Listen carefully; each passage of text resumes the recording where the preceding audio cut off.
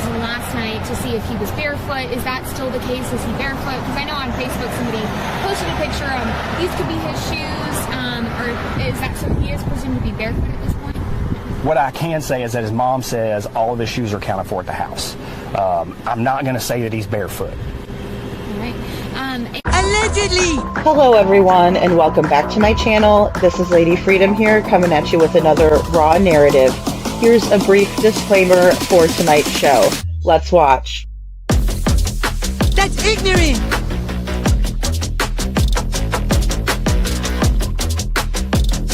Allegedly, that's ignorant! Ignorant.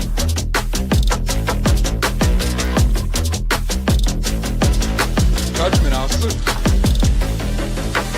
Boy, you read my thoughts. You've got the shinin. You mean shining? Shh, you wanna get sued? Judgment, Aslı. You just use that shin of yours to call me and I'll come a-running. But don't be reading my mind between 4 and 5. That's Willie's time. Hey, yo, Bob. I love it when he does that.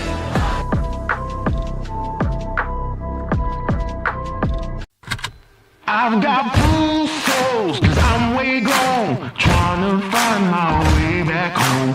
Count my bones as in desert crumbs spoon. I'm gonna turn all of my stones. Rock bottom make a man and some pressure make a gemstone. Trying to put $1 to my name like Creflo. Naja boy, late to the game, it's in the blood flow. And I'm from the south, it's thick skin and tough bone. Big attitude through big lips with gusto. Trust no kings, that's why they tried to crush souls. But it's IGBO, when the dust blow, this old head be standing there. No silver, just gold. Crack no books on the hustle, I was born to grind. Yo, scared of your potential, I'm adorned with mine. 30 times around the sun, man, of course I shine. My legacy will not dwarf with time. And in my daughter's eyes, it's basic, I must not say quit. Every day sees a present like a Rob St. Nick. Walk a fine line between tenacious and patient. I can't slip, I'm fighting clocks and they can't win. I've got bruised souls, cause I'm way gone, trying to find my way back home.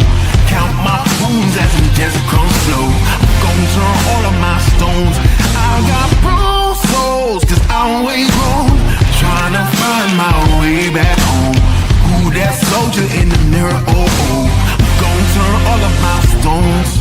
Impeccably I flow, hardest raps you know, breaking status quo, reaping what I sow, artistry like Van Gogh. Get it from my mama hip, so thick that I need tempo. Personality, spicy body banging like a bongo. Cause black women been it since Timbuktu, since Pharaoh. Sponge rollers and hot combs, lips, cheeks and brow bones. If you ain't for the culture, then please stay out of my zone. These little dummy rappers could never grace my headphones. See, I'm from a place in space where ain't no storytelling, you just had to have been there. If you want the battle, ain't no problem, say where. I got so much experience, I can't even play fair. But I'ma keep evolving and growing and hurting feelings and showing. You need endurance to go in, I got mileage on this pen. I've been busy cause I've been out here schooling all these kids. Took 3 decades to have this glow up that I did. I've got bruised souls, cause I'm way gone, trying to find my way back home. Count my wounds as in desert crumbs flow. I'm gonna turn all of my stones. I've got bruised souls, cause I'm way gone, trying to find my way back home. Who that soldier in the mirror? Oh, oh. I'm gonna turn all of my stones. All of my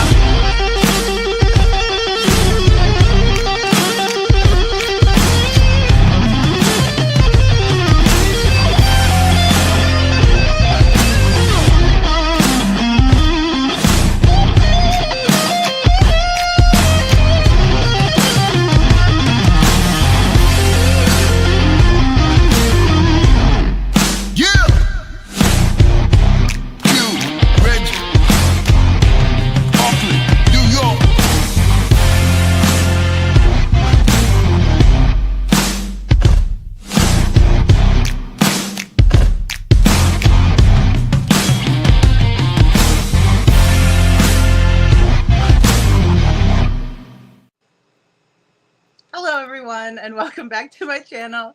This is Lady Freedom here, coming at you with another raw narrative, and I wanted to show you guys this funny hat and I'm not wearing this because it's like way too big, like, but it's got solar power. It's a thinking cap, you know. It's gonna be on in spirit, but you know, I thought it would be funny. I hope I made you guys laugh. Anyway, I definitely messed my hair up for the night. Had for the night, but either way,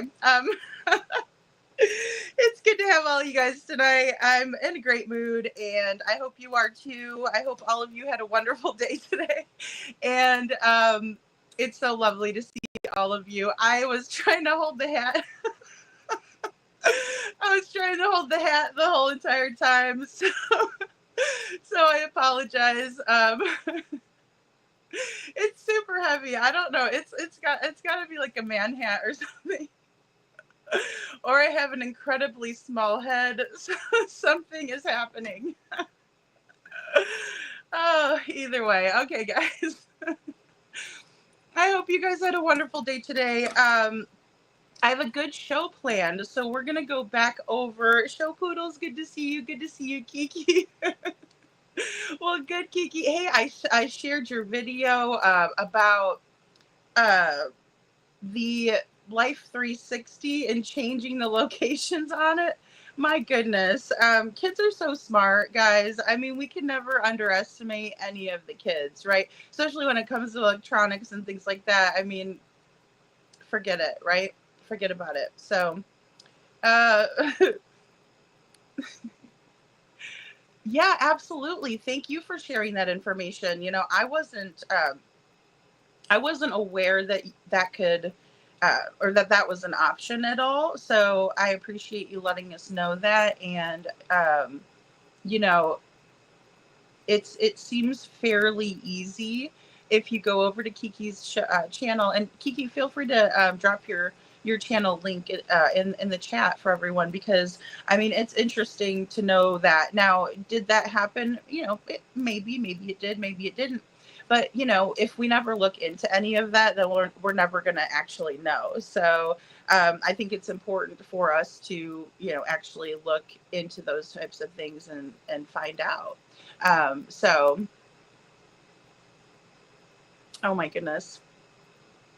Aw, thank you, little Miss Sharon. Thank you so much. Guys, I'm sorry if I missed the other chat. Like I said, I had that hat on. Thank you so much, little Miss Sharon, for gifting a Lady Freedom membership. And I hope you guys had a chance to see that video earlier. I wanted to play it just a little bit earlier today for you guys, because I was up a little bit later, kind of going over some of my older videos that I did a lot of comparisons with. And I wanted to bring some of them in because there's a lot of information on them. Now, I didn't get every single interview. Like, I would have loved to have done that for you guys, but there's so many interviews. And then also Seth was doing interviews as well. So just a lot of interviews.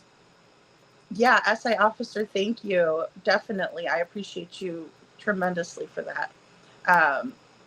Hey, Mosquito Bite, good to see you. A shout out to your son, Mark. Well, shout out to Mark. Is it his birthday or something like that? I know, well, my daughter's birthday is tomorrow. So, her birthday is tomorrow. Hey, Blast. So I need to make a video for her as well. I'll be working on that. And the only reason she might come over and watch me, she said, is if whenever TikTok shut down. So, but tonight I wanted to go over the first installment. I had a really funny comment today, and I erased it because it was quite rude, and it definitely wasn't a subscriber. But they were like, I never thought you would call anybody a name or something like that. And I'm like, well, obviously you didn't see the polished Turds series that I did. And so I decided that I would go ahead and pull that in tonight because, like I said, there's a lot of different interviews that I kind of intertwined into what they were saying, what the statements are. So the first one I did was actually with Bobby the neighbor. And if I was more organized, there would be a playlist of these. But it was when I was really, really new and I didn't know about, you know, like monetization and that sort of thing. So a lot of those are not even monetized, to be honest, because I use different music that I wasn't really allowed to and, and things like that. So I was still green and getting to know, you know, what all is acceptable and proper etiquette for YouTube, you know, for lack of a better way to say it. But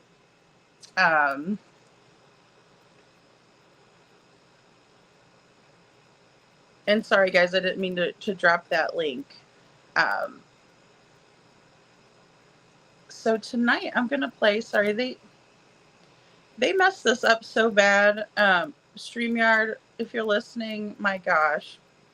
Like, and then I can't number my videos anymore because it gives you a third option to move it all the way to the top. And then it moves it to the top and you don't know where it is, but right next to that is the delete button, and it's like very difficult. So I lost some of the files. That's why I was a little bit late today, because I was thinking, oh my gosh. This first clip is going to be like what I showed earlier on the sneak peek. I just want to make sure I'm playing the correct video for y'all. Okay. Yes. So I need glasses. Let me do this one first. And this is the one that I showed earlier. So there's a little intro in there. But it's Bobby the neighbor. And she's talking about different instances and different things in the neighborhood that day as somewhat of an insider to the video footage. So, you know, tomorrow night we have a live planned where I wanted to show just a couple of clips, you know, that came about, and possibly a couple of photos. And so I want to go ahead and present that tomorrow. So before I did that, I wanted to put this out because I think I'm ready to do kind of a recap. So if you guys wanted to see that, or if you wanted to kind of clip pieces out of it, please feel free to do that. You know, because I clip other people's work all the time. And I think the more that we do that, the better, because we can do these comparisons, and they're really great comparisons on what was said in the very beginning by law enforcement, by the local media and the Nashville syndicates. We also have Nick Barris in there. We also have clips from Judges for the Missing. So very new, you know, very new interviews to that time frame to kind of build out a timeline of events that we can somewhat follow because of consistencies or inconsistencies, right? So if we find an inconsistency somewhere, we can kind of put it in the, you know, crap pile. But if we find something that seems to be corroborated, it can be, you know, moved up to a more trustworthy, you know, assumption, if you will. And that's kind of how I'm piecing this all together. But Bobby says some really great things. And then also, you know, just again, fish sticks, you know, you might want to chill and not be so rude to people and their children. It sounds to me, and it always seemed to me, that Bobby's children were really trying to help the situation and just be helpful in the neighborhood when, you know, one of the people that they knew from the neighborhood, well, I guess they really didn't know them well or anything, but a child in the neighborhood was missing and they stepped up. And so, you know, shout out to her kids for doing that. And shout out to her for doing this interview. She comes up here, she shows her face. You know, so please be kind to Bobby in the chat. If people are trolling Bobby or anything, or her children especially, don't even let them have a seat in timeout. They can just leave. Mods, please, pretty please. And I hate to be that strict, but, you know, it's an order. Okay, so Bobby the neighbor.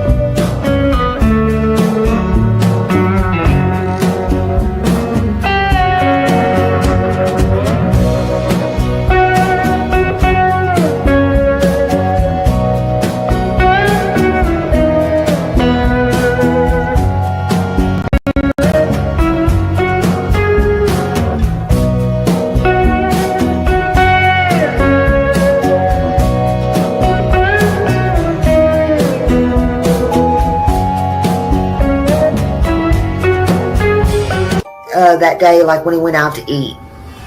His let's go ahead. His tennis shoes, jeans, and a black T-shirt with Grogu on the front.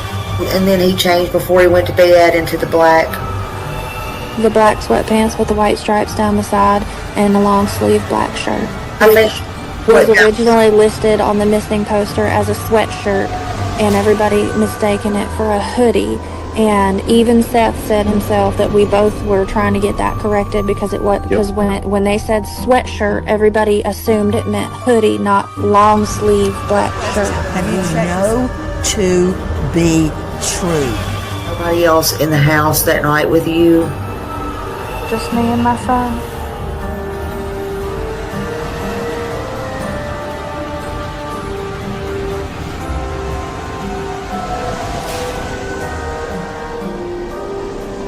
Welcome aboard, Miss Bobby. Nice to see you.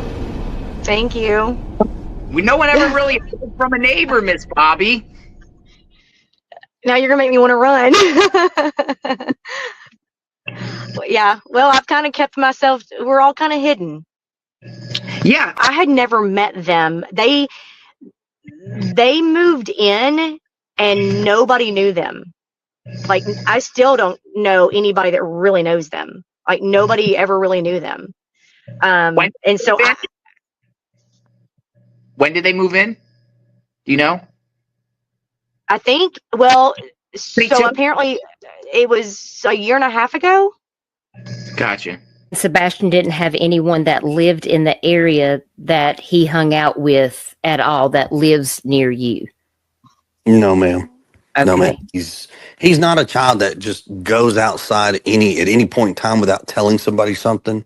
It's somehow that we have zero knowledge. Yeah, if it had happened, we don't know about it. But our neighborhood is a very small subdivision. It's not huge. And everybody here looks out for everybody. We all watch to make sure everything's kosher in the neighborhood, and nobody has reported anything of that nature. Sebastian wasn't very much he didn't go outside very much. Most of the time, all the neighbors will tell you that if they saw him, he was taking the trash out. He may have cut the grass. Last summer, he cut the grass every so often, but we were always home. But he's not really the I'm going to go outside just to go outside kind of kid. He prefers to play inside. Well, he prefers inside and playgrounds. Yeah, he does love playgrounds. Gotcha. Yeah, and they just say to themselves, and nobody really even knew them. I didn't even know that the original owners sold their house, and not because we don't, our neighborhood is just a real quiet neighborhood. Everybody kind of stays to themselves, except for, if you need something, or if a dog, a pet gets out, or if somebody goes on vacation, hey, will you watch my house, that kind of thing. But we don't really, unfortunately, I think everybody's just have busy lives and stuff, and we just don't know. I mean, like each neighbor knows the neighbor next to them. Like, I know all the neighbors around me, and I know a lot of their original neighbors that were there from day one, but I don't know the ones that have moved in over the past 5 years.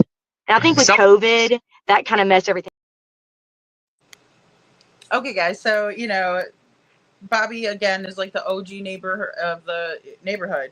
She's been there for a really long time, but she even didn't realize that somebody else had moved in there when the Proud Feet did. And she said they were there for about a year and a half or so at that point, before Sebastian went missing. So Bobby's interview here with JLR happened in June of 2024. And then we pulled the Duchess interview from March 17th of 2024, just to kind of give you guys a timeline. So basically, nobody really knew of the Proud Feet, according to Bobby the neighbor. And we're going to hear more about that here in a minute.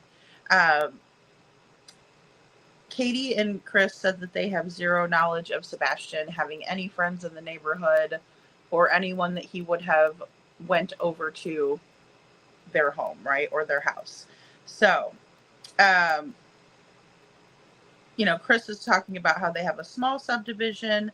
Everyone looks out. He said we all watch out for each other, which, I mean, I don't see how he could be doing that if he wasn't in the neighborhood for at least the last month, and if he works over the road quite frequently and he's even gone through the week and then comes home, sometimes on the weekends if he doesn't work on the weekends, then, I mean, they haven't lived in that neighborhood very long. He acts like they've lived there for a very long time, in my opinion.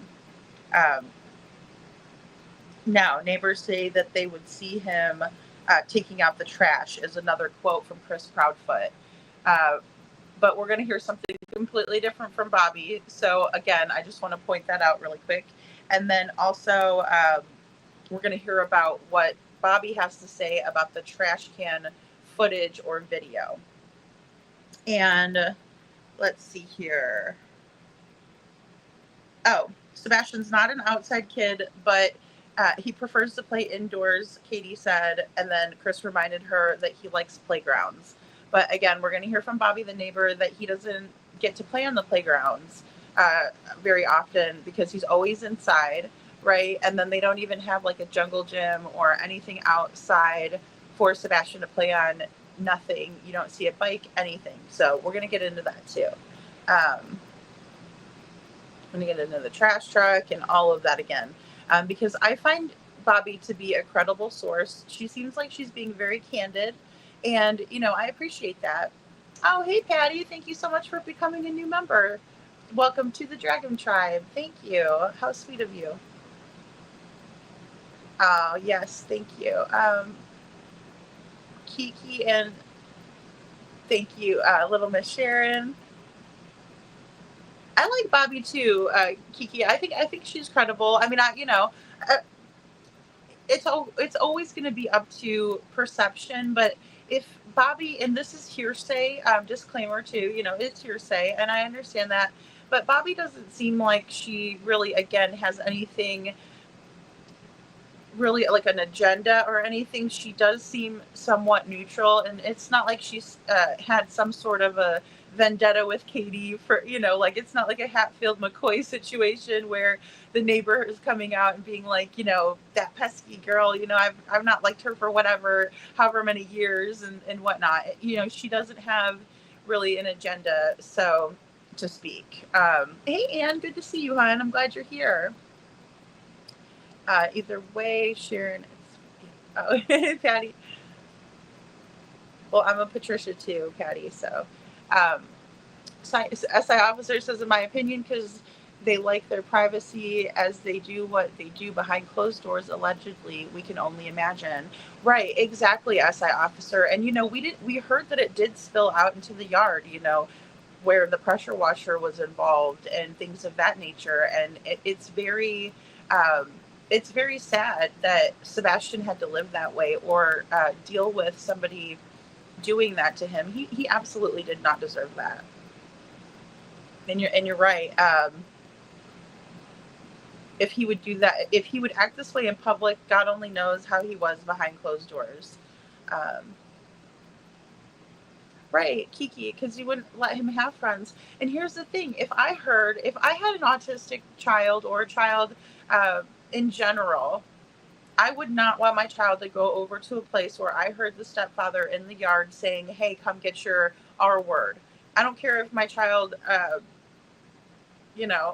no children are perfect, no humans are perfect. We all have things that are, wrong with us, or whatever, so to speak. But, I'm just saying, I wouldn't want my kid over there because then next thing you know, your child's going to be modeling that nasty behavior. So I'm sure nobody wanted their kids to interact with Mr. Proudfoot. Sorry, Mr. Proudfoot. I don't think it was a Sebastian issue. I think it was a you issue. Carla says, so sad that he didn't have friends around his home. Yeah, I agree. And, there was swimming pools all around.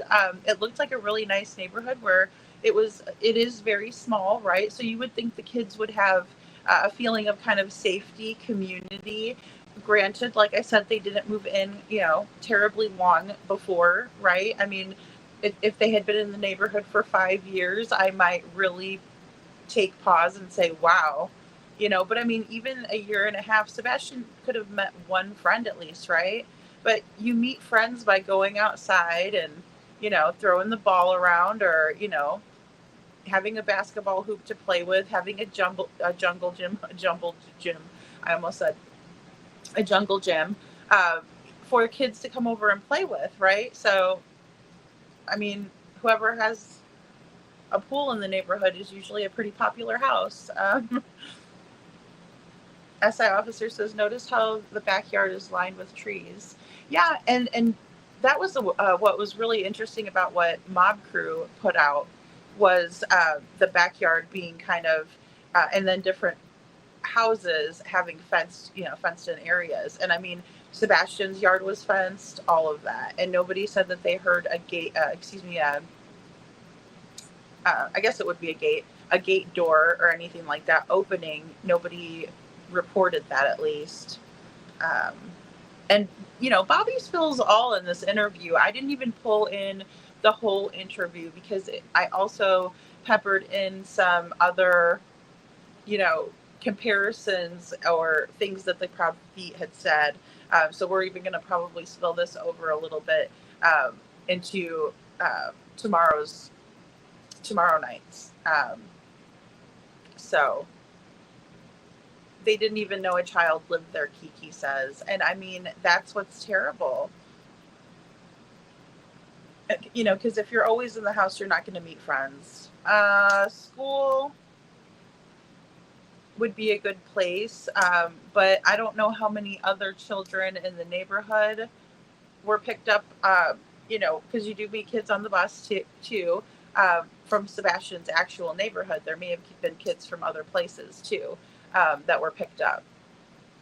G864 says Sebastian was in prison in his home. In my opinion, it really seems that way. I mean, for him to be in all the time, and then for him to like playgrounds, but it's never said that he went to a playground. Often. I think maybe one interview. Yeah, no toys, no bikes outside, no basketball hoop, nothing. So why is the neighbor so quiet? I don't know. And Carla says no internet, no friends, no outside toys, poor baby. Yeah, or poor boy, sorry. Yeah, and I feel bad for him. Because it is lonely, right? If you're only around adults, and then in Sebastian's situation, sounds like the adults really didn't want him around too often and kind of wanted to maybe push him to the side, and then he didn't have any of his peers, to hang out with, and then he couldn't even conversate or talk with anybody online when he was over at his mom's house. SI officer says, it is my opinion that Sebastian does like the electronics. I believe it was a babysitter for them regardless of what they say. I agree to that too, because the switch was obviously said to not have been set up to the internet. So that was kind of the loophole with the switch, I bet, right? Like they probably gave him the switch, but he didn't have any capabilities on it, or they disabled the capabilities for him to have, use it in a social way. Which, I mean, obviously there's things like, I heard bad things about Roblox and different things like that. I used to know more about it when my daughter was little. Now I don't have to worry about it. She makes her own decisions, but I do, I'm interested in it a little bit. I mean, there's other little kids out there, and that's how there's, predators, online predators that are getting to these kids that way. Kiki says neighbors can remain anonymous. Well, and anybody can make an anonymous tip, Kiki. Really, they can. And it would be tough for me to be silent. It really would. It would be extremely tough. You guys probably figured that out about me too already. But like, I would not be quiet. That's for sure. Not when there's a little kid involved. I mean, I try to mind my own business, I guess, but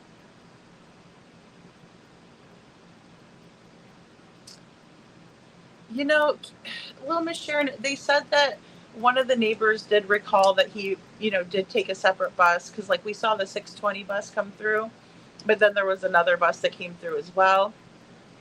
So at 7 a.m., because he picked up the 7 a.m. bus. So some people did see him, and I suppose the bus did just kind of drive by and pick him up from his driveway. It doesn't sound like they even like met at a bus stop because, back in the day, our bus stop was kind of a couple of blocks up from our house, and then there were several in the neighborhood. But this neighborhood is smaller. But you would still think there would be bus stops that he would have to go down and walk to, unless, again, because he does have special needs, maybe they did just come straight to the house and pick him up. So, but that's a good question, because again, that's another way to meet someone in the neighborhood that you're getting on the bus with, right, is the bus stop. So, Bab says, does anyone know how long Crispy had worked at the St. Jude Project in Memphis? Was he working there prior to January? I'm not sure how long he worked there. I think someone, or I'm trying to think, maybe it wasn't. It might have been Bullhorn Betty that looked into that, and I can't remember how long it actually was. Because that's a good question, Babs. Like, how long was he actually on that job? Hey, Cinderella. Hi, Adam Forever 21. In my opinion, he had help, and possibly that phone call may have been his way to distract KP while he helped grab him. Yeah, I mean, I think there's definitely something to be said about the phone call, especially because that's when the thud was said to have happened. That's when a lot of different things were occurring, right? And obviously, if we take a look at these pictures here with the lights, I mean, this is 3:06 in the morning. And it looks like the house is pretty lively. So, and I mean, no judgment. My lights stay on late too because I'm up late. But I'm not hiding the fact that I'm up late. But they sure seem to, Katie sure seems to be. Hey, Puppy Love. Hey, Vicky. Kiki 2025 True Crime says, do you know exactly the date KP went to Mississippi? Let's see. The day that KP went to Mississippi, Nancy Grace was March 25th. She was there. And then there was a news story. Kiki, probably, I'm going to say, because they did that interview with Duchess for the Missing on March 17th. And I don't recall if they were actually, because they were together. I mean, they were in the same place. So, and then there was also a news article that had come out and said, Katie Proudfoot, she bounced. So,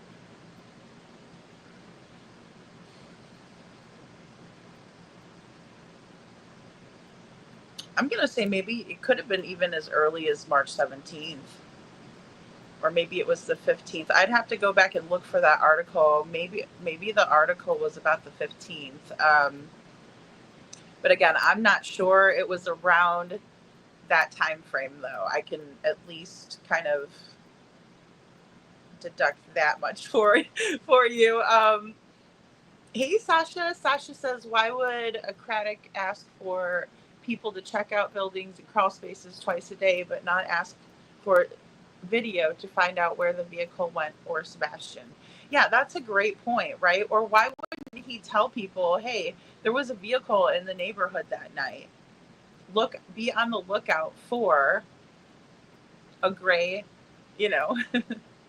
Hyundai Sonata or whatever. A Mercedes Elantra.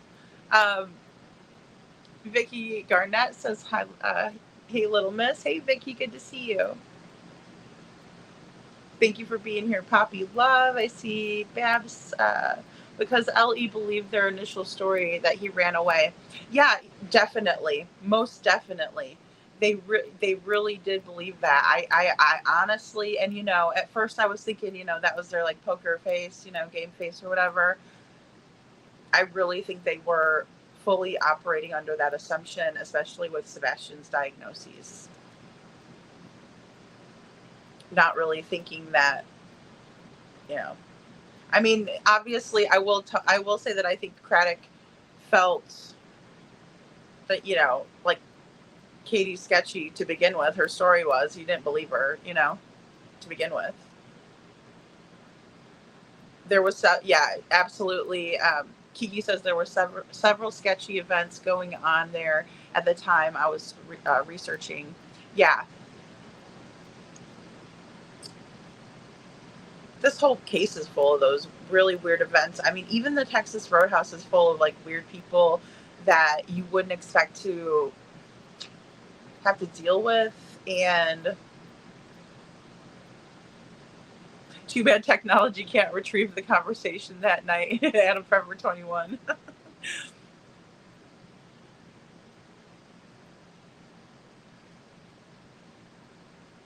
Babs says apparently KP didn't even play with Sebastian outside, go on walks, throw the ball, ride bikes, nothing. Well, that's a good point. So, I mean, it sounds that way, right? Because if they have dogs, right, or animals, then you would think that the animals would be like out in the backyard at the very least, or they would have a certain routine, like we're gonna eat dinner and then take the dogs for a walk, right? That's usually like a really good routine. Odd,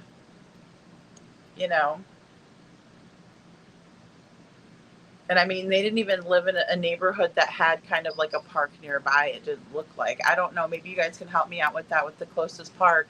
Now, the new construction, the new phase has a playground. Sure does. Sure does. SI officer says, Sasha, that is a common, normal statement to make when there's a missing child.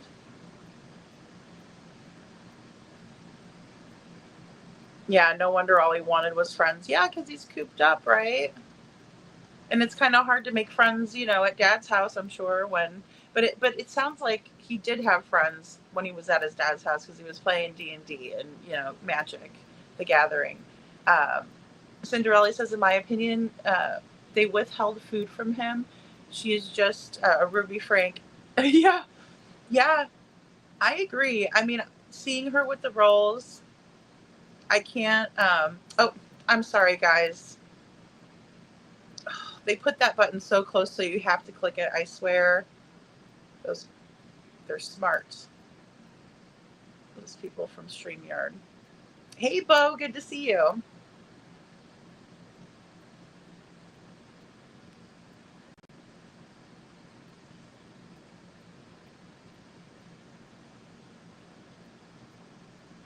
Tori Banks says, yes, Kiki 2025 True Crime.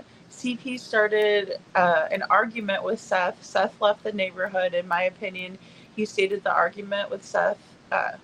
He started the argument with Seth to get him away from there so he could leave for Mississippi. Well, and I think that he was picking fights with everybody as well, Tori. And Chris is like oil and vinegar with everyone, right?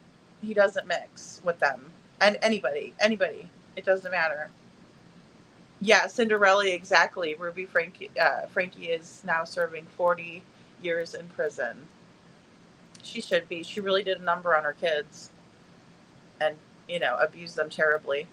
Babs says, per KP, he walked up around the curve and caught the bus at Kellen intersection.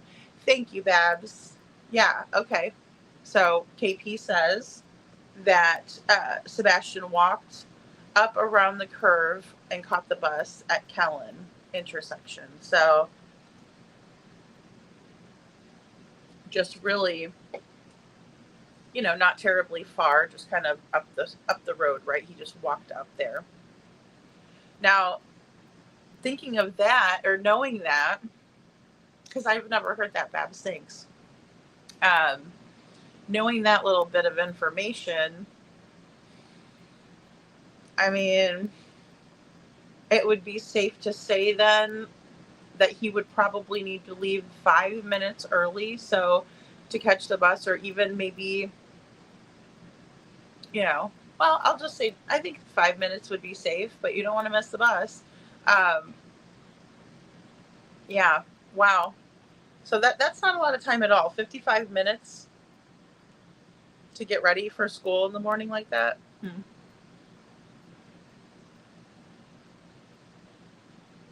Oh, little Miss Sharon says it's just so no one mentions Sebastian coming and going to school. Yeah, no, I can't recall. And you know, like I said, I don't know how many kids were picked up by then, and then if all the other kids were already picked up, you know, 6:20 in the morning, so that'd be 40 minutes later. You know, it's possible that the other parents weren't even paying attention at that point, right? Or they had already headed off to work, or if they're stay-at-home moms, they're preoccupied with the other little ones, something like that, you know?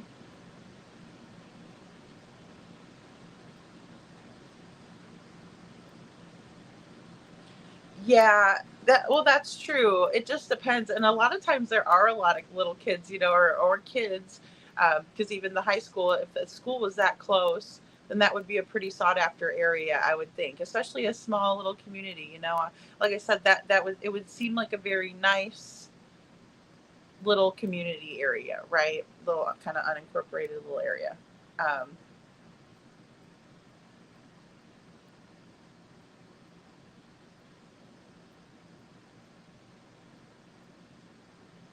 Yeah, and see, thank you so much, Babs. So Babs says exactly. CP emphasized that it's a very short walk to and from the bus stop. He would come home alone after school every day from the bus stop. Yeah. So I mean, and again, it just goes to show that Sebastian clearly could take care of himself. At the very least, he could. I don't know. It's just a very stark contrast to what we were told to begin with.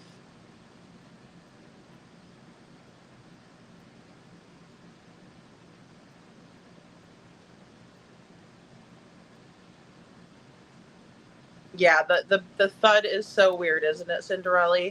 Hey, Rob Beanie, good to see you. Okay, guys, I'm gonna get to these other comparisons just because I'm almost caught up in chat here.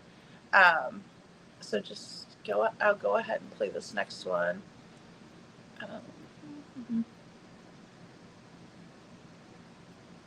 Prior to the February 26th, right, when Chris arrived home, did any neighbors or anyone that you heard, whether you see it, but you said you never knew him prior, did anyone ever say anything about him being around the house on the 25th, the 24th, or seen in the neighborhood or anywhere in the area prior to the 25th?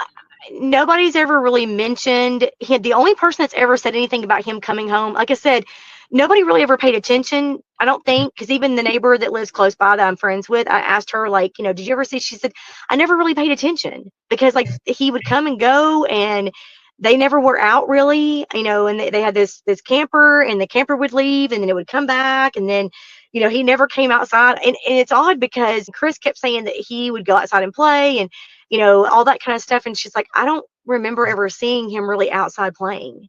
Like, there's no playground. They don't have a playground outside. They don't have a trampoline outside. Like, if you looked at their yard, you wouldn't even know. There's no bike. There's no, like, scooters. There's no basketballs. You wouldn't even know they have kids. There's nothing in their yard to play with. He's never outside. Like, he didn't go outside and play catch with his dad. Nothing. That night, Katie claims, the night of the 25th, that Sebastian takes the trash out after they arrived home from going out to dinner. Go ahead. There's no specific footage of that. The neighbor that has the Ring door camera that saw that, she said to me on the phone that the only thing you can see is a silhouette. She said there, you cannot see a physical person. There is absolutely no physical proof of Sebastian being at their house that night after dinner. There's nothing. There's her car coming home. My neighbor did tell me that she had saw her car come, but she parks in the garage, so nobody saw him get out of the car. What time was that? I always want to know what time she arrived home. Do you know? I asked, and she said that it was so dark that she couldn't really see. She saw about 6 or so, I think is what she said, ish, because they went to dinner at Texas and then supposedly came home, and then her car came into the driveway around 6, and then somebody pulled the trash bin out, after that. But they don't know who it was because you can't tell. So no evidence. Any neighbor, including yourself, or because you all talk, the neighbors talk to everybody and said there's nothing to indicate that he was home that night. He got home that night. There's no proof of that. Nobody ever saw him come home, or really, I mean, I don't even know if anybody can say they saw him leave with her.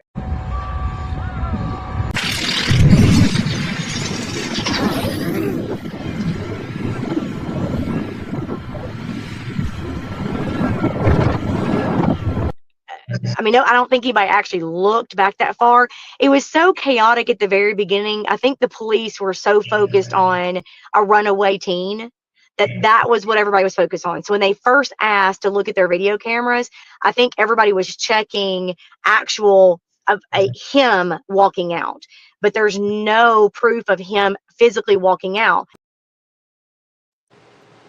Okay, guys, so no proof. She was going to say no proof of anyone seeing him physically walking out. So sorry about that. It just got cut off. And she also says that the police just, really thought and focused on the fact that they thought that Sebastian ran away, right? So really strange. Also strange that no one has come forward to say, hey, I was in the neighborhood that night and the reason why, right? A logical explanation for them being in the neighborhood that night and driving up and down Kellen the way they did, and then parking on Stafford the way they did, and all of that. There should be a logical explanation and a person being produced. It's the same thing for the yellow coat, right? Yellow jacket guy. I like to call him a yellow jacket because he's like a fucking thorn in my side. He lives in my brain, and I don't like him living up there. He's creepy. He has a picture of Sebastian on his phone or a video, something. I mean, it looks like something on that phone, and I mean, I'm wearing my thinking cap and my tinfoil cap, I guess, on that one, but nevertheless, he is a yellow jacket, and he's a pain. So prior to February 26th, did any of the neighbors ever see Stepfoot, at all? I mean, Bobby says she really didn't know him that well, but, there were other neighbors that lived closer, and, he was wondering if they could recall anything that they had shared with her, right? So again, it's going to be, a little bit of a game of telephone here, because now we're adding in a third person telling Bobby something, and then Bobby's relaying it to us. So just a brief disclaimer on that. But again, I find her to be credible. Did anyone see, Stepfoot coming home? And she said, that her buddy from across the street really, or the neighbor over near him, didn't really pay too good of attention, but she said that she would notice, when the big camper or the big fifth wheel would leave and come back and, come and go and rinse, repeat, right? And they noticed that kind of activity. But she again stated that, the neighbor told her that they pretty much stayed inside a lot, So, and maybe from that vantage point, they couldn't see the backyard where they would clearly have to let the dogs out to use the bathroom, right?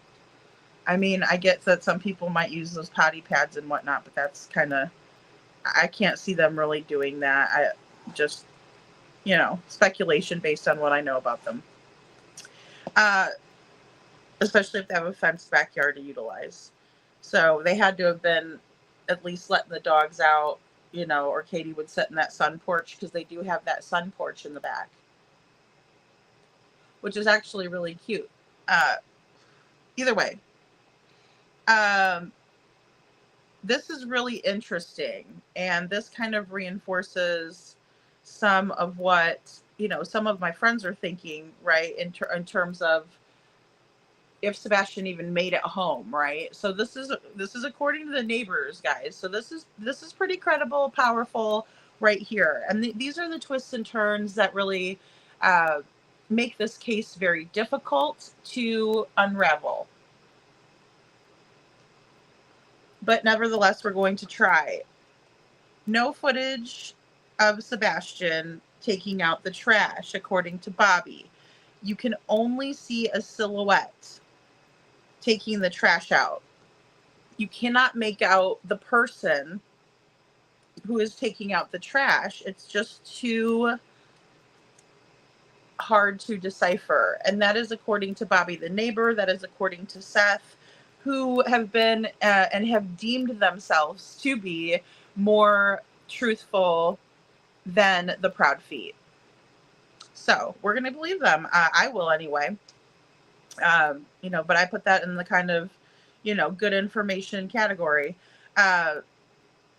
Bobby states that there's no proof that Sebastian made it home with Katie from the Texas Roadhouse, because Katie parked in the garage, and then they would have gotten out and used the door that's attached to the garage to get into the house, right? So no one would have seen them. They would have been undetected. My question would be, can you make out if there's anyone in the front seat? Because the last time we see Sebastian at the Texas Roadhouse, he gets into the shotgun seat, front seat of Katie's vehicle, and then they drive off. So if we're to believe, like Katie says, that they went straight home from the Texas Roadhouse and didn't make any stops or anything like that, then Sebastian would still be in the front seat. I don't know about you guys, but I don't like children, riding in the front seat and then, deciding that they're going to, while I'm driving, scoot their butts to the back. No, you wear your seatbelt, all of that. So again, it just doesn't make any sense. Either way, I would like to know if there's any indication or anybody that has seen footage that Sebastian was, in the front seat like we saw him last. That would be really, really helpful. But again, no one said they have that footage, because they just simply park in the garage. And, that part makes sense. The other stuff, not so much. Aw, thanks, Kiki, so much for your super chat. She says, there was a certain event for husband and wives around the time in Mississippi. That's why I asked. Oh, okay. Oh, that kind of event. I was like, oh, is it some, were they going to Ren Fair? Jeez, Louise. Oh, was CrimeCon in town? No, I'm just kidding. That would be my couple's event. Hey, Robini. Bless says, Bobby had one interaction with CP, right? She shared that with us, and it was made clear that her presence was not welcome at his house. That is probably the way it was with Sebastian's friends too, in my opinion. That's a great point, Blessed. And, I agree. Because let's just put it this way. CP is not the most approachable person, right? He's not a big guy, right? It's not like he's, one of those really tall guys and they, you kind of, they're known, right? He's got the Napoleon thing going down, the Napoleon complex, because he's a short guy, right? And so he's a little yappy, and just that vibe that he gives off, right? But yes, to my knowledge, and that'll be in tomorrow night's. I'll pull that in, Blast, because she does go over that interaction with Mr. Proudfoot. I don't think it was in this one. I think it's going to be in the next one. But I wasn't really paying attention. I was just pulling clips and kind of cutting them off where I thought so, because I was pulling them in really quick tonight. Because again, this was a long comparison. I used to do the longer videos and just do, comparison, and, kind of shoot down kind of what they were saying or verify, with the different sources and things like that.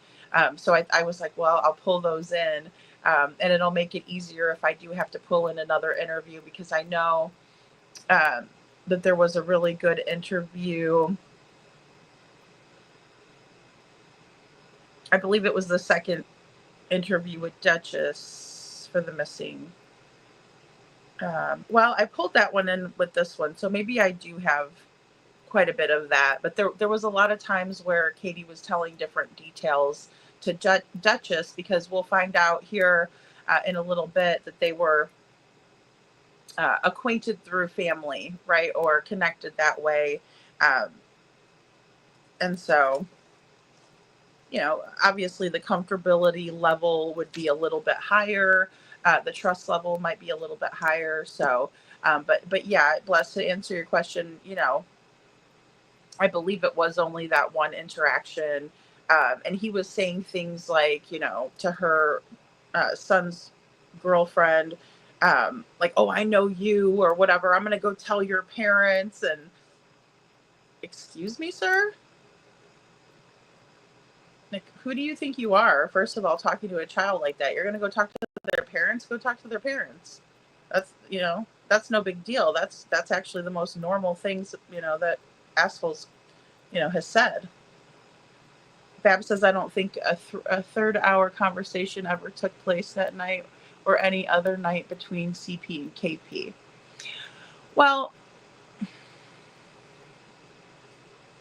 I don't know either, Babs, to be honest with you, because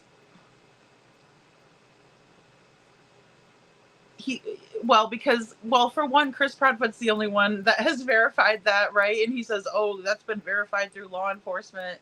But there's ways to get around that, Hey, Megan Ells, good to see you. SI officer says, yeah, seriously, did they even walk their dogs? It sounds like they didn't, It sounds like they didn't. And that would be a fantastic activity and opportunity to go out and meet the neighbors, right? Because you're going to be walking your dog. They might be walking their dog. You say hello. But I don't know. And again, guys, I don't mean to shame people, because drinking is a legal activity, right? And so, but it seems to me that Katie liked to maybe come home and tie one on rather than actually spend time with her son, in my opinion. Thank you, Megan, for hitting that like button. Thank you. So yeah, Sasha says, she seems to have an she seems to have an extreme weight issue, my opinion, and an obsession with food to the point where it depleted her son in many ways, in my opinion. Yeah, I mean, to sit there and eat in front of a child who's watching you, right? He obviously wanted to eat some more. And then it's like a taunt, right? It's like a wicked ass taunt to do to anybody, Rob Beanie says, who walks them now? Do they travel everywhere with them? I mean, who even knows what happened to those poor little animals? They've had so many since they've been together. And then, it's like when Chris decides to get rid of them, it's get rid of them. I mean, I could never live like that, to get attached to something just for some asshole to come along and be like, well, we're going to get rid of them. Who? I don't know. I couldn't deal with that, Thank you, little Miss Sharon. Justice for Sebastian and Seth. Thank you so much. Yeah. It's absolutely infuriating to hear about Sheriff Craddock and him asking for a raise. I actually, thank you, Little Miss Sharon. You made me remember something important that I wanted to share with you all on my community post. So if you just go to the channel and then scroll over to the post part, you will see where I've included a post from Crime Time Buzz, and it's all of the phone numbers and different contacts where we can call campaign, letter writing campaign, and speak to these representatives, speak to these people, and, light a fire under their asses, right? Get off your tush. Sebastian's not in the office. Not in the office, Governor. He's not in the office, Sheriff. He's not in the office, detectives. He is out there somewhere, right? He's out there somewhere. SA officer says, perhaps I don't think there was a 3-hour conversation either. However, it was something that they did add up into their little act, in my opinion, or story. Well, and they very well could have set those things up right into play. I'm still ironing out some details of a timeline. And I'm going to get together with, the people that I've been working together on things with to kind of iron out some of those details from what we can kind of find as factual versus fictional. Because I'm with you, SI officer. I think that, like,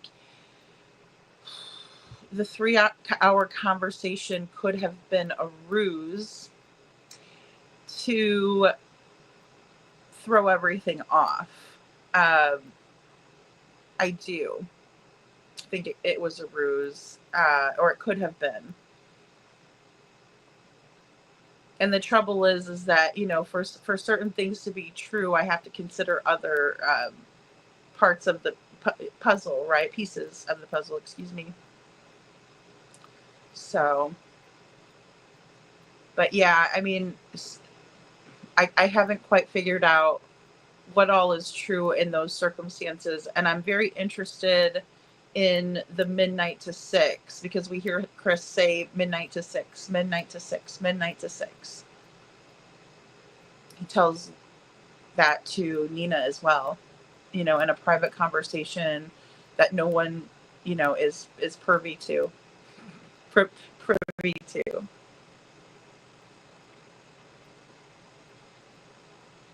Yeah, Adam Forever 21 says no matter what, it's obvious these two know. Yeah, I think so too. Absolutely. Thanks, Meg. Thank you. Yeah. And we just got to do all we can do to continue to let them know, like, hey, we're here and we're not forgetting about Sebastian, and you're not either. And, if you really do want to raise, then you might want to remember Sebastian, because I think Sebastian is holding the key to your raise. So maybe once you find him, then you'll deserve a raise.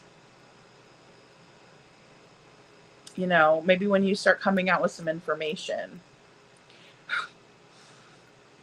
Sasha says, ask for the free roll snacks.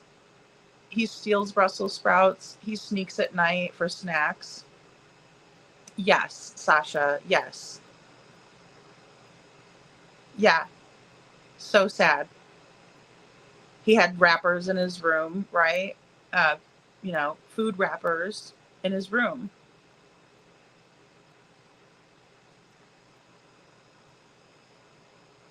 Because he had to rummage for things in his own house. SI officer said, I would also let you know what happened to each and every single larger animal that they had in the past that we see pictures of. What's the excuse there? That is that's a great point. Yeah, that is such a great point. And we know that was a point of control as well. So, right, we have the food, which seems to be used to control. right? Because we, a lot of us chose roll or control, just to roll or control, right? That was Justin's question. And, I chose absolutely. It's controlling. And I think they use the food to control. I think they use the animals, the love, that's what predators do. They know how to pull on your heartstrings. They know how to use what you care about against you. And that is absolutely what Katie and Chris did. Because I'm sorry, Katie, but Chris wasn't sitting at the table that day. And we all know that when Chris isn't home, that you let the dogs sleep with you. So you disobey Chris, but you didn't disobey his rules when it came to the roll. So obviously that was your rule, right, Katie? Or did I get that wrong? Because that roll shit really chapped my ass. I mean, Bless says she was driving in the street and he confronts her, demands to know what she is doing. He has no right to stop her and question her and intimidate her. And the teens in the car. Absolutely, Blessed. Absolutely. I agree 100% here. He had no right. That is her neighborhood. First of all, that's Bobby's neighborhood. Like, I'd be like, who are you? You just moved in here, didn't you? That's what I would have said. And if it was my neighborhood, I'd have been like, wait a minute, because you're new here, I think, aren't you? Wow. But, he just walks in, acts like he owns the place. Robbini says, I still don't know how you sneak food or steal food in your own home. Gosh, I mean, come on. I don't know how either. And I don't know how anybody rummages in their own stuff. Like, that's his house. Absolutely, Robbini, thank you. That's his house. It's his refrigerator, all of that. And I get the kids don't pay the bills, but still, you don't make them feel like they're an outsider. That's a good way to make them want to leave home. And like I said, Sebastian had tons of reasons, tons and tons of reasons. Adam Forever once says, blessed exactly, straight up 100, absolutely sick, absolutely sick.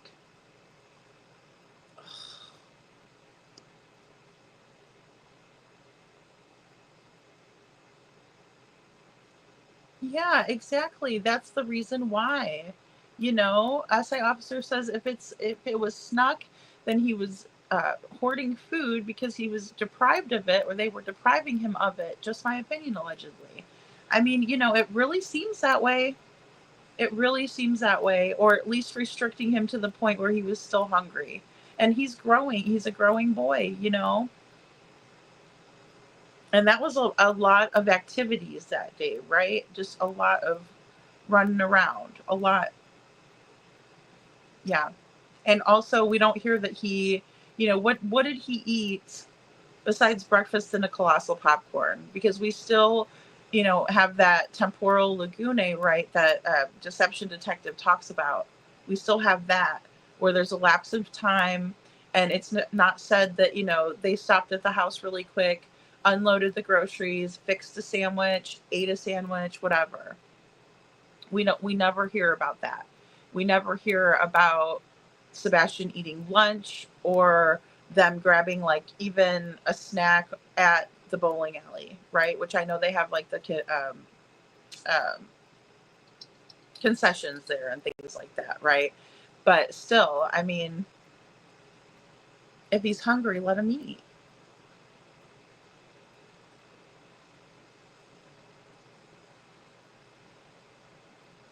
Drake's Creek and Memorial are on Main Street, about 15-minute drive, Mosquito Bite. Good to see you, Mosquito Bite. Yeah. Well, and that's it. Carla, that's the way of thinking I think as well when I think of this, right? That, that's Chris's food and he bought it, so he thinks he can dish it out. Yeah, what a jerk. Yeah. Like, don't be eating my food, And then heaven forbid there's something that Sebastian didn't pick out himself, like, the stinky Swiss cheese. It just kind of makes you think about that, Well, go eat something you picked out, you know, something like that is wrong. You don't do that in a family. That's not a family. That's like, you know, treating the kids like it's, I don't even know what that is. It's disgusting and toxic. Sasha says, so, hey, Bubba, what are you doing there? Hey, Bubba, what are you doing there? Only sneaking snacks again. Chop, thud. Oh, better get him out of here. Yeah. Christopher, help. Yeah.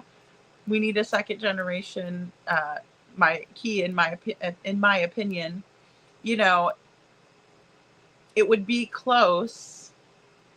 It would be a close location.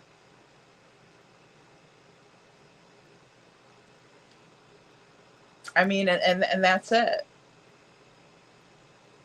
You know, was he restricted from food after a certain point too? Because, you know, sometimes you'll eat dinner and you'll have kind of an earlier dinner, and then the kids might have like a dessert or a treat or, you know, something healthy. It doesn't even have to be dessert. You know, you can cut up apples and peanut butter or something, you know. I mean, it doesn't always have to be like a dessert, right? Like an ice cream or whatever, like a big piece of, you know, cake or something. It could be something just as a snack before bed. I don't know. Was he deprived of that?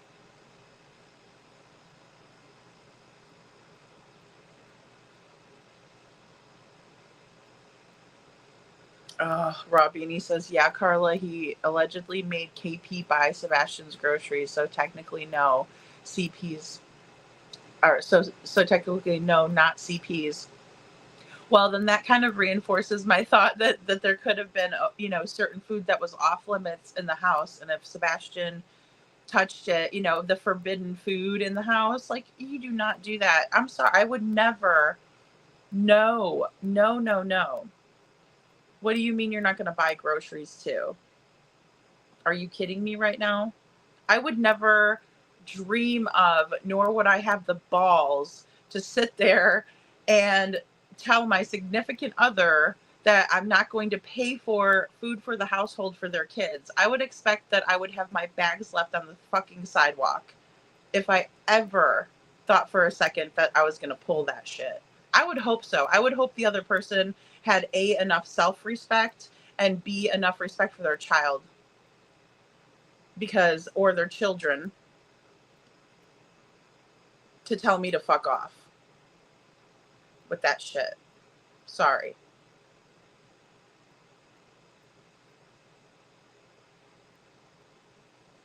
Sorry, I just got a text. Bab says all ages of kids rode the bus to the schools, not just high school in that community. Yeah, I think I think I remember hearing that too, Babs, because that 620 bus was like picking up the first round of kids, and the second round of kids was on the other bus. So that's what I heard as well.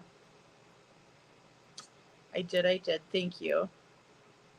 Rob Beanie says our foster kids used to do that when they first moved in with us. They still felt safe. They were not going to go without, or they excuse me. Let me say that again, Rob Beanie. I'll pop it up here. Sorry. Rob Beanie says our foster kids used to do that when they first moved in with us till they felt safe. They were not going to go without food. I mean, that is one of the most underrated forms of abuse, in my opinion. You know, just like that Chandra Vander Ark piece of shit, Paul Vander Ark piece of shit that systematically tortured Timothy, the little boy that was supposed to be their brother, their son, their family, with food.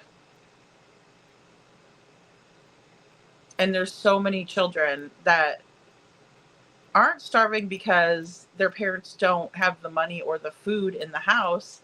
It's because they're choosing to abuse the children through food. And when I saw that role, and I see how skinny Sebastian is, I'm sorry, but that thought is absolutely going to cross my mind. And it's not shame on me for having that thought. It's shame on you guys. Katie and Stepfoot. Not shame on me, it's shame on you guys. Bless says, yes, girl, they would have been on the way when he stepped out in the street. If it was me, just saying, you know what yeah, I'd have been like, you want me to what? Oh, okay. Oh, yeah, great. Okay. Well, you go ahead and buy those groceries. I'm going to go to the store later. And while you're there, just know that your shit's going to be outside and the door is going to be locked. Blessed. Golly. I mean, and sometimes you have to stand up for yourself like that, and say that crap, maybe you're not really going to do that. But if somebody even tries that shit with you, at least say that and see if they come to their friggin' senses. If they don't, then, that you need to do some packing, clear your schedule for a couple hours and get their shit as much as you can out of your house. I would love to talk to the police officer that wants to come to the house and ask me why I did that. Hey, Sasha Butterfly. I would say, how much time you got? I got a story for you. Hey, Holly S. In my opinion, that third is when everything began, or the worst of everything.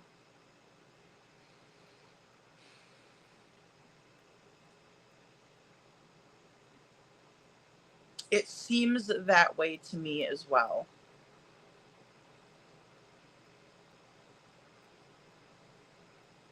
Bab says, yes, Carla, physically and verbally cruel. We cannot even imagine what Sebastian went through, and KP allowed it to happen, in my opinion.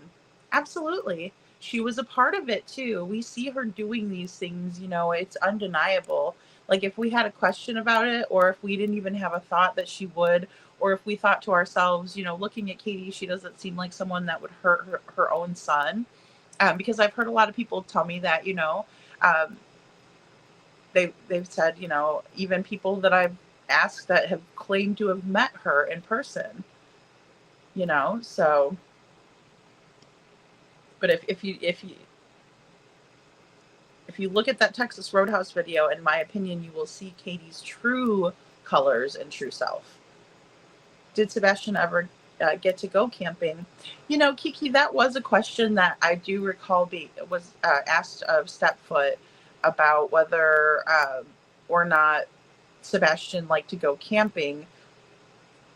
Excuse me, they always would fit with the narrative that he went fishing with Seth, right?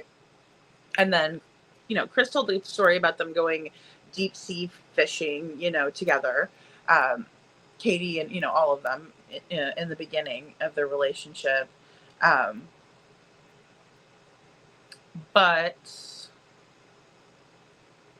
he said that Sebastian didn't really like it. But I mean, if you go camping in a fifth wheel, that's not like traditional tent camping, right? Which is more rough and rugged, right? You're having to do more, right? You're having to, do different things to, have like a mess kit and different things. When you're really camping, it's completely different than camping in a fifth wheel. First of all, you have the luxury of like air conditioning and heat and things like that. You don't have that when you're out in the, wilderness. You have to build yourself a fire. You have to, do all those things. So I don't know why they didn't, because I get that Sebastian might not like traditional camping because he doesn't like to be dirty, right? He doesn't like bugs. Those are things that you're going to encounter when you go camping, no matter what. So with that being said, it would be totally different in the fifth wheel. It's glamping, it's definitely glamping, but they never did. And the oddest part to me too, and I mentioned this last night, is they would stay at places, or Chris would, like Yogi Bear, where there was like a family friendly atmosphere. And it was never like, hey babe, I'm gonna drive down, Sebastian and I, and come see you this weekend. Like, Katie, that's weird. That is not a normal relationship, right? That there's fractures in the relationship. No relationship is perfect. I'm not an expert on dating relationships or anything like that, but I'm just saying, it's weird. It's weird. Sorry guys, I'm a little bit behind in the chat, but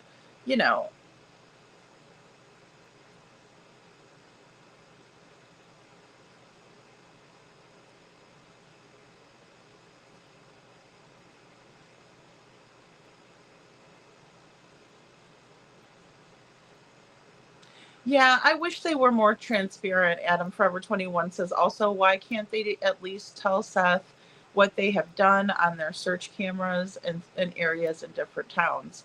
I wish they would be more transparent and at least work together with him or make him feel more comfortable, because it's just not right.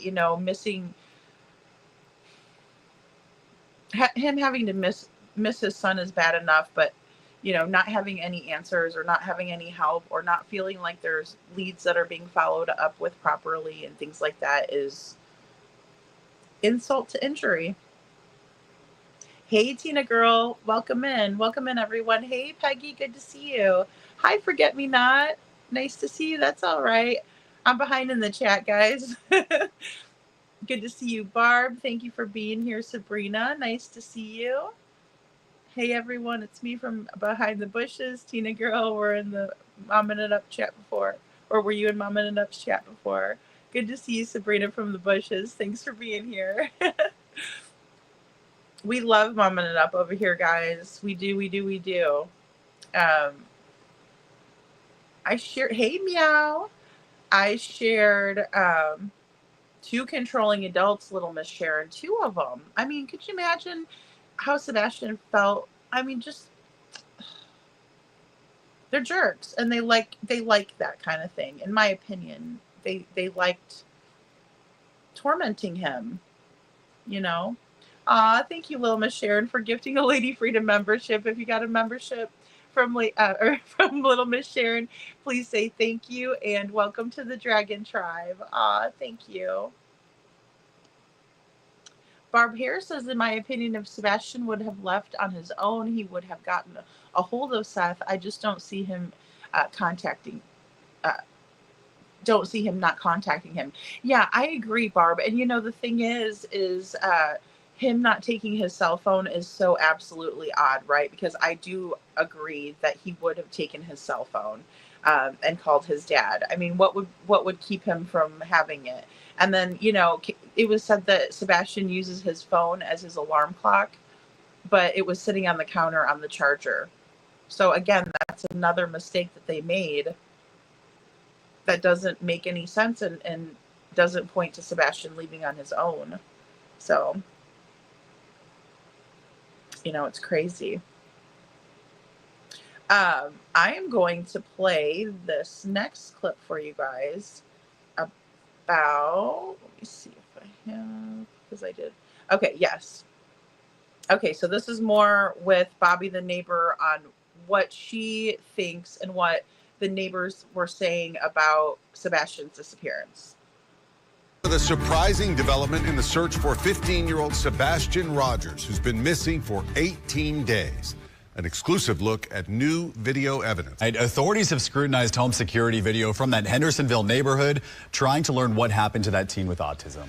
Now you can take a look for yourself. Our Nick Barris obtained video that appears to show 2 people near Sebastian's home the night his parents say he disappeared. The video you're about to see is from early Monday morning, February 26th, around 3:10 a.m. Now, there are no street lights in the Stafford Court neighborhood, so it is at night, pitch black. What you will see here are these 2 points of light believed to be people with flashlights in the area around Sebastian Rogers' Hendersonville home. It is believed Sebastian left his home barefoot and with a flashlight sometime overnight. Since his disappearance, authorities have reviewed security video from homes in the neighborhood looking for clues. We have had several clips that have come in. And this one is getting the most attention, showing signs of activity around Sebastian's home the night he disappeared. You see, two light sources, which we've circled to help you follow. For point of reference, the security camera was pointed toward the back of Sebastian's home in a common area. In the video, you see subject 1 with a light source in the lower right-hand corner. Then you see subject 2 briefly appear and move toward the first before that light source is covered or obscured by bushes. Subject 1, a few seconds later, then moves out of frame. Then subject 2 reappears and follows subject 1 off screen. It's a short time later and it's very vague, but then you see one of the subjects moving quickly back through the common area, and that is it.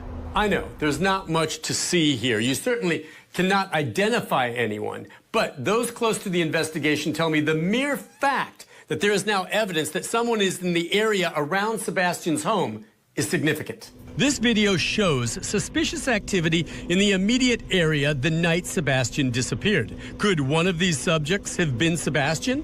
Did he meet and leave with someone? Sebastian's father says his son would not go with a stranger. It's up in the air for me because I don't think he would get into a vehicle with somebody unless he knew them. So what exactly are we seeing here? I know investigators are doing what they can to try enhancing the video for any more clues. For now, this video is now part of the Sebastian Rogers missing person file, and I'm told it could become more significant depending on where the ongoing investigation leads. Recently, Channel 5 in Nashville, they had security footage that showed 2 flashlights the night he disappeared. Is there anything that you think about this video? Or Sure.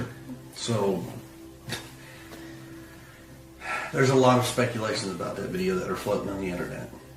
Okay, and that is exactly what it is. It's speculations. Now, what I can give you an official statement on is TBI Newslink has released a statement from law enforcement, between local law enforcement, state law enforcement, some federal law enforcement, and they have analyzed that video so many times over that everything that everybody is trying to assume is a flashlight, I hate to say this, it's not. As much as we would love it to be one, it's not. I'm not going to go into details as far as where that video is shot from, but I can tell you, as the parents, we have seen the video firsthand from law enforcement. We know exactly where it was taken from, and nothing that is being assumed right now is actually true about that video, unfortunately. okay. And anything about any other videos or anything like that, please refer to the TBI news link that they have out there, the updated Amber Alert stuff, and it will give you the most up-to-date information that all law enforcement has, and they will give you current as far as what's what and how they're looking at things. And if there's any new video, forward it to them. Please. Yeah. Security footage is really like a game changer.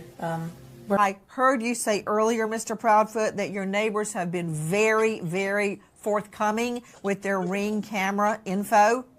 And I was trying to determine if any lights were on, what, if anything, they may have caught. But I understand from your previous interviews that nothing of any evidentiary value was caught. And also, in another statement you gave, I understand that the video of the 2 flashlights, and I'm saying that with air quotes, that's not exactly what that was at all. We now don't believe that 2 flashlights were observed around your home. Is that correct? You're very correct. Okay.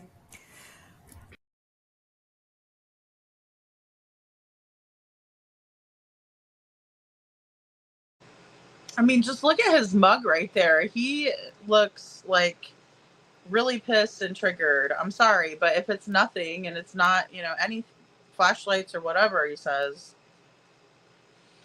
why are you so upset? So the flashlight video and Nick Barris, I forgot that this was the next clip, so I'm sorry I announced it wrong to begin with, but Nick doesn't have the correct angle of what he's really looking at. So when he explains that video, he doesn't quite have it right, but no shade. I'm just pointing that out. We're looking at a cropped video of the entire video, right? So they cropped in to zoom in to see the light sources, right? So someone was in the area, in the neighborhood, on their street near their home. We know there was a car in the area on their street near their home. So, that leads me to believe that someone pulled up and let someone out with the light source number one. And just to be clear, Chris, I want to be crystal clear with you here. You just stated that you would love it to be a flashlight, but it's not. You're right there. It is not just a flashlight. There's two light sources, so that would make it two flashlights, right? And that's the truth. You said it's just simply not true. Well, the truth is there's two light sources, okay? So that may have been, the way that he passed his polygraph, justifying that shit to himself. But it's not going to work here. So, with that being said, someone was in the neighborhood around that time on their street, and then a light source comes from the Proudfoot residence and meets the second light source that came from the other side, right? And then somewhere they meet and go off of the camera frame, the field of view of the camera. And then all of a sudden we see the second light source go back to the house. The neighbors were very forthcoming with their Ring camera footage. And that's how we know this. And that's how it was leaked to Nick Barris. And the rest is history. And that's the way that it ended up as public knowledge that it is part of Sebastian's case file in his disappearance.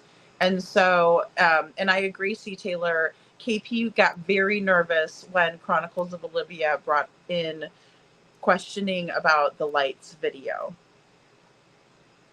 She wouldn't even look up.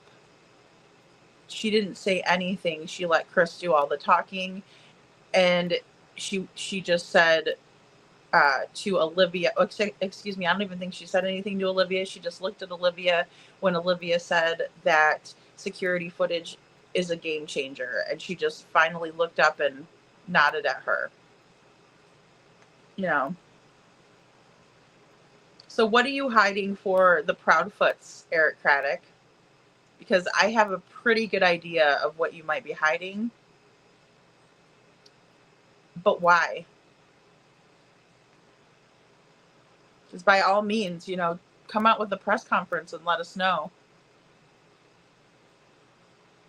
Vicky says, they make me so angry to watch them. Yeah, they make me really angry to watch them too, Vicky. And, it's because they're not being truthful. It's because they're being absolutely shady and super scandalous. Hey, Linda D, good to see you. SI officer says, we know we got you. Don't worry. We see something. We say something 100%. As a matter of fact, we can have show and tell. We're tired of the silence. Absolutely. Absolutely. And, I'm so tired of him saying things like, oh, we just really would love it to be a flashlight, but it's not. Well, there was two flashlights. But, that only fits their narrative that Sebastian walked off with a flashlight, right? So that's all he's willing to admit. That also screams guilt to me. Screams guilt. And it's not a guilty conscience of remorse. It is not wanting to get caught and thinking that you're going to dupe Nancy Grace. You got that little smile before you got really upset, right? So he goes from smiling, to bitch face, right? Yeah, her face says it all, C. Taylor. It says it all. His face says it all too. Why would you be angry at all?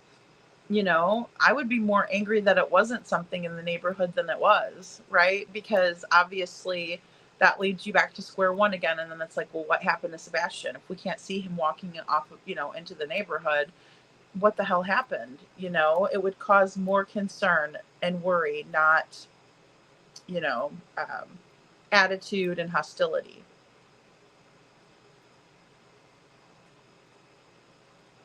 Tina Girl says, why did she ask about the lights? I think that it was because it had recently come out, and she wanted to know, what was going on with the light sources, because obviously Nick Barris was given this footage, and then he cropped it in, and then he put it out, you know, publicly. So I think Olivia was curious to know what the Proud Fee, what kind of statement they had about that. What did they have to say about that? Is my guess.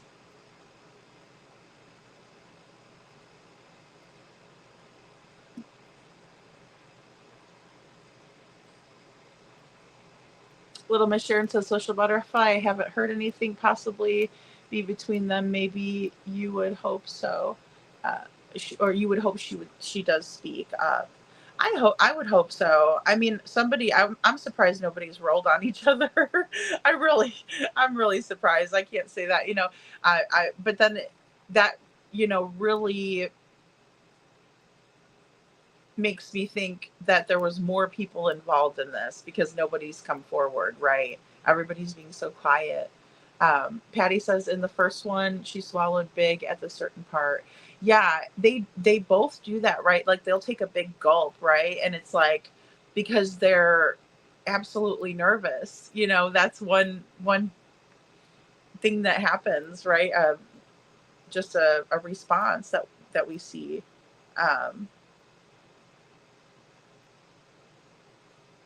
Yeah, Nancy just laughs. Yeah, Tina. Nancy just laughs. She's like, Social Butterfly says, yes, Little Miss Sharon, even Seth and law enforcement, like, we don't need to know. Well, and again, I really appreciate Bobby coming forward and reinforcing that it's very difficult, if not impossible, to see and make out who is actually taking out the trash that night. It just looks like a silhouette. But, on March 17th, we have Chris Proudfoot telling Duchess for the missing that most of the neighbors would recall seeing Sebastian taking the trash out. But none of them recall that at all. As a matter of fact, in the night, referring to the night in question, they don't say that. They say it's absolutely hard to make out because it looks like a silhouette. So again, who's lying? I doubt it's Bobby. She doesn't have a reason to lie. She doesn't have guilty knowledge. Oh, thanks, Linda D, for becoming a new member. Welcome to the Dragon Tribe. Thank you. Awesome, awesome.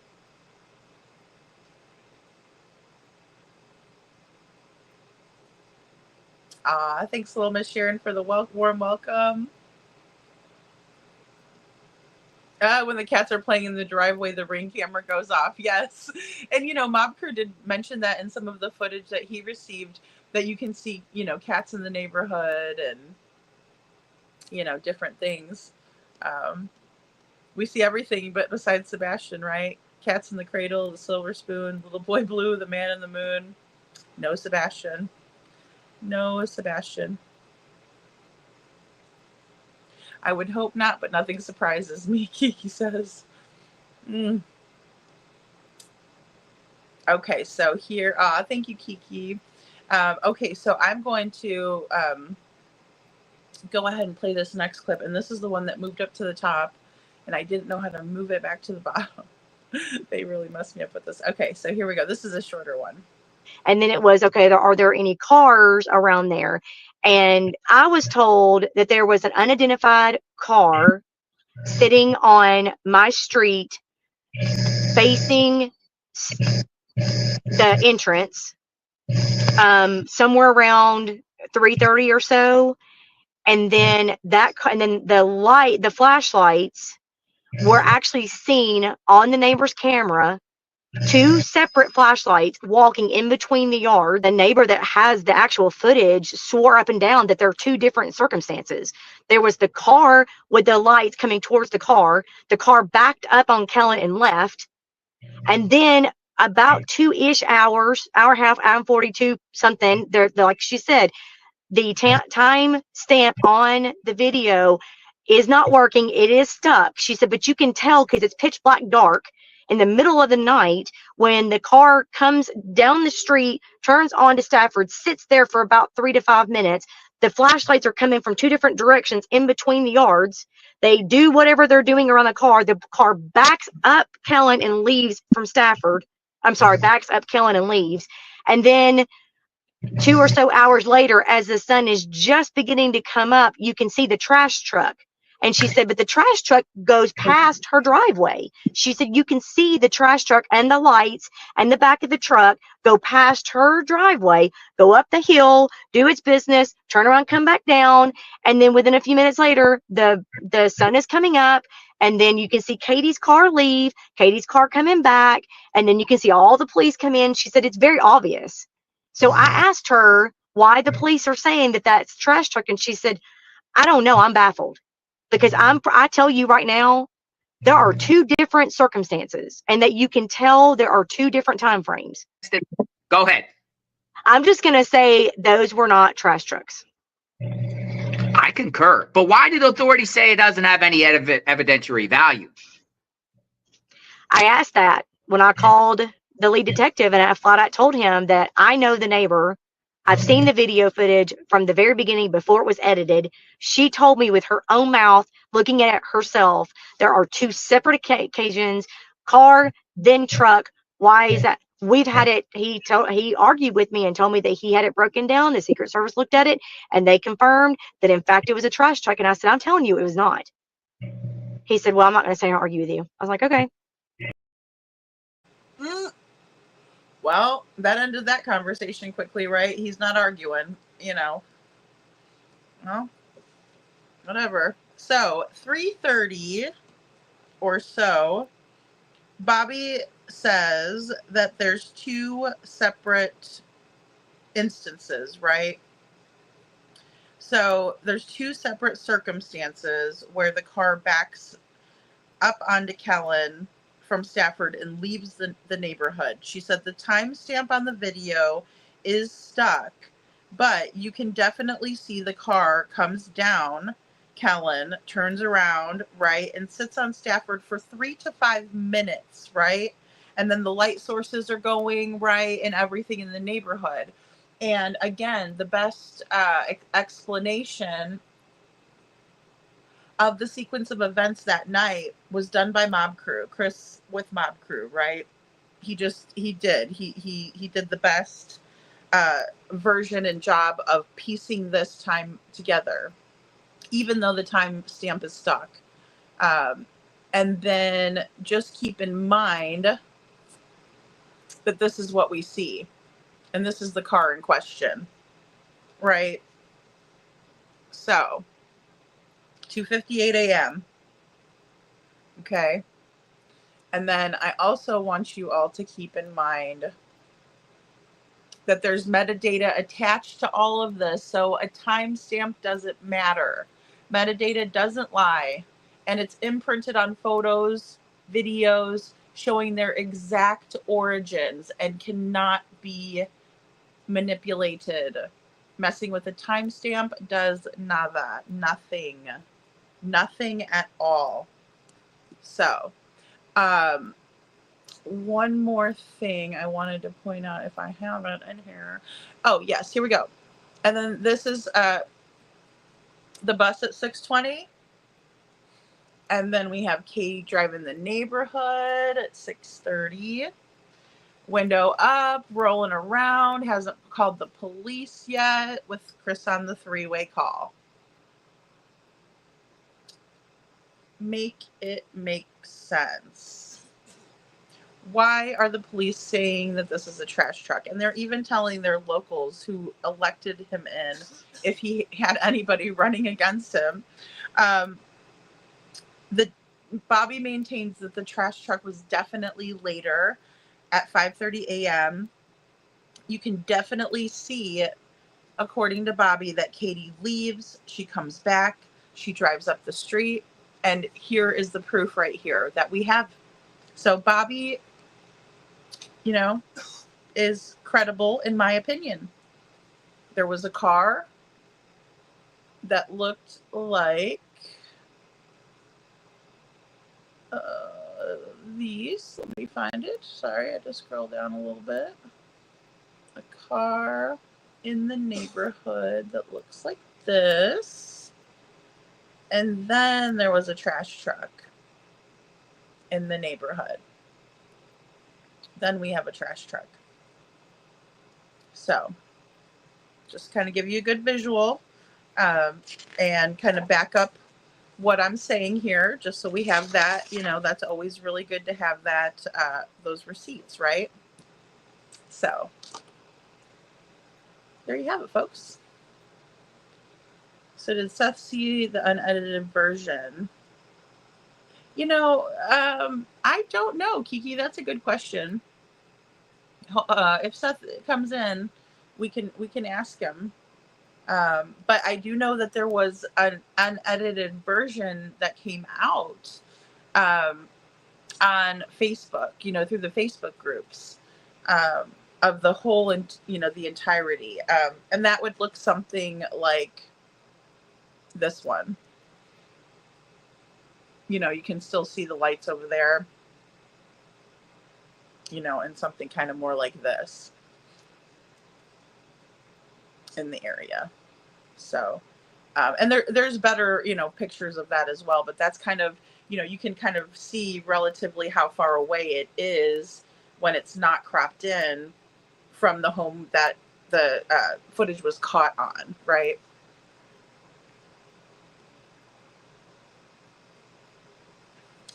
You know, I don't know if Seth has spoken too much publicly about the lights, but you know, I think that Seth is, you know, so invested that it wouldn't surprise me one bit if he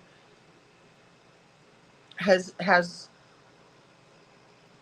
you know, a deep understanding of what's going on here. I think that's probably what sparked a lot of his suspicions, if I could, you know, take a wild guess on that. So, yeah, I would say, you know, probably so without knowing 100%. And I don't want to speak for Seth either. So, yeah, Kiki says, in my opinion, she waited for the bus to run to call. That's a really good point. Yeah, yeah, that's a great point. I mean, she didn't worry about Sebastian's bus, you know? But yeah, she very well could have. Megan L says, I wonder if that tint on her car is standard or custom. It's pretty dark, I would say. I don't know what the rules are in the area, you know, on levels of tint, you know, because certain levels are unacceptable. But Little Miss Sharon says, Kiki, me neither, but my daughter will help. I think I'll send a friend request and let her know. Oh, how cute. That's so sweet of you, Little Miss Sharon.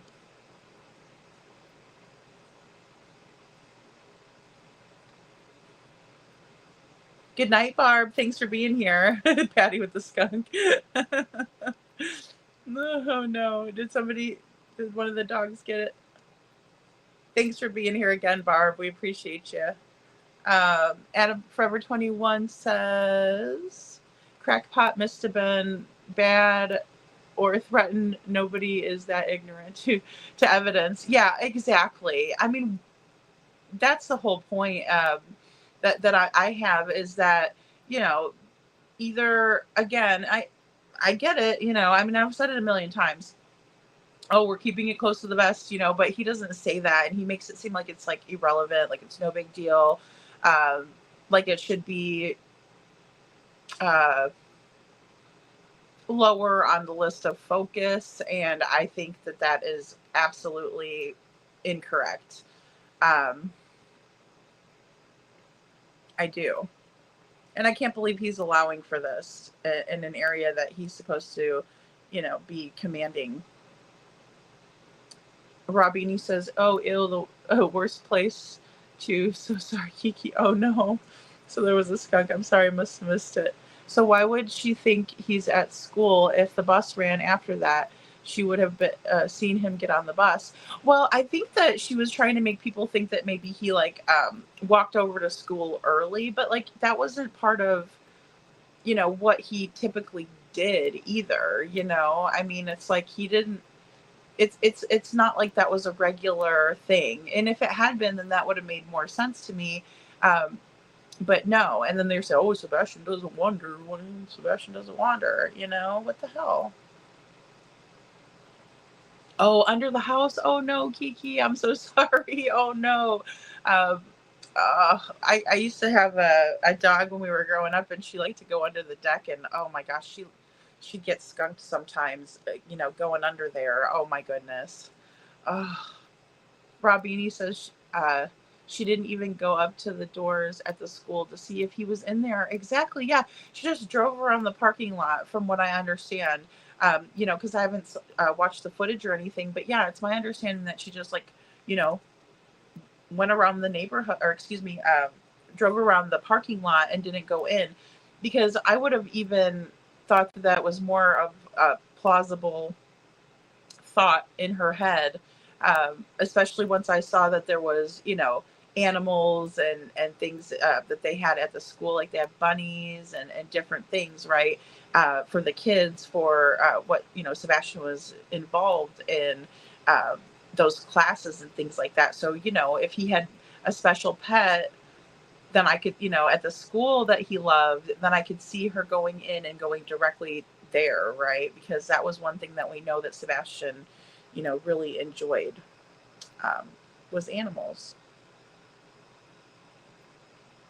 So I agree, Robini. Hey, Tina Von Young, good to see you. Oh, tiger snakes? Oh no, little Miss Sharon, that sounds scary. Should I rather have a skunk than that? Skunks are cute though. They're just really stinky. SA officer says it was all for show for the camera.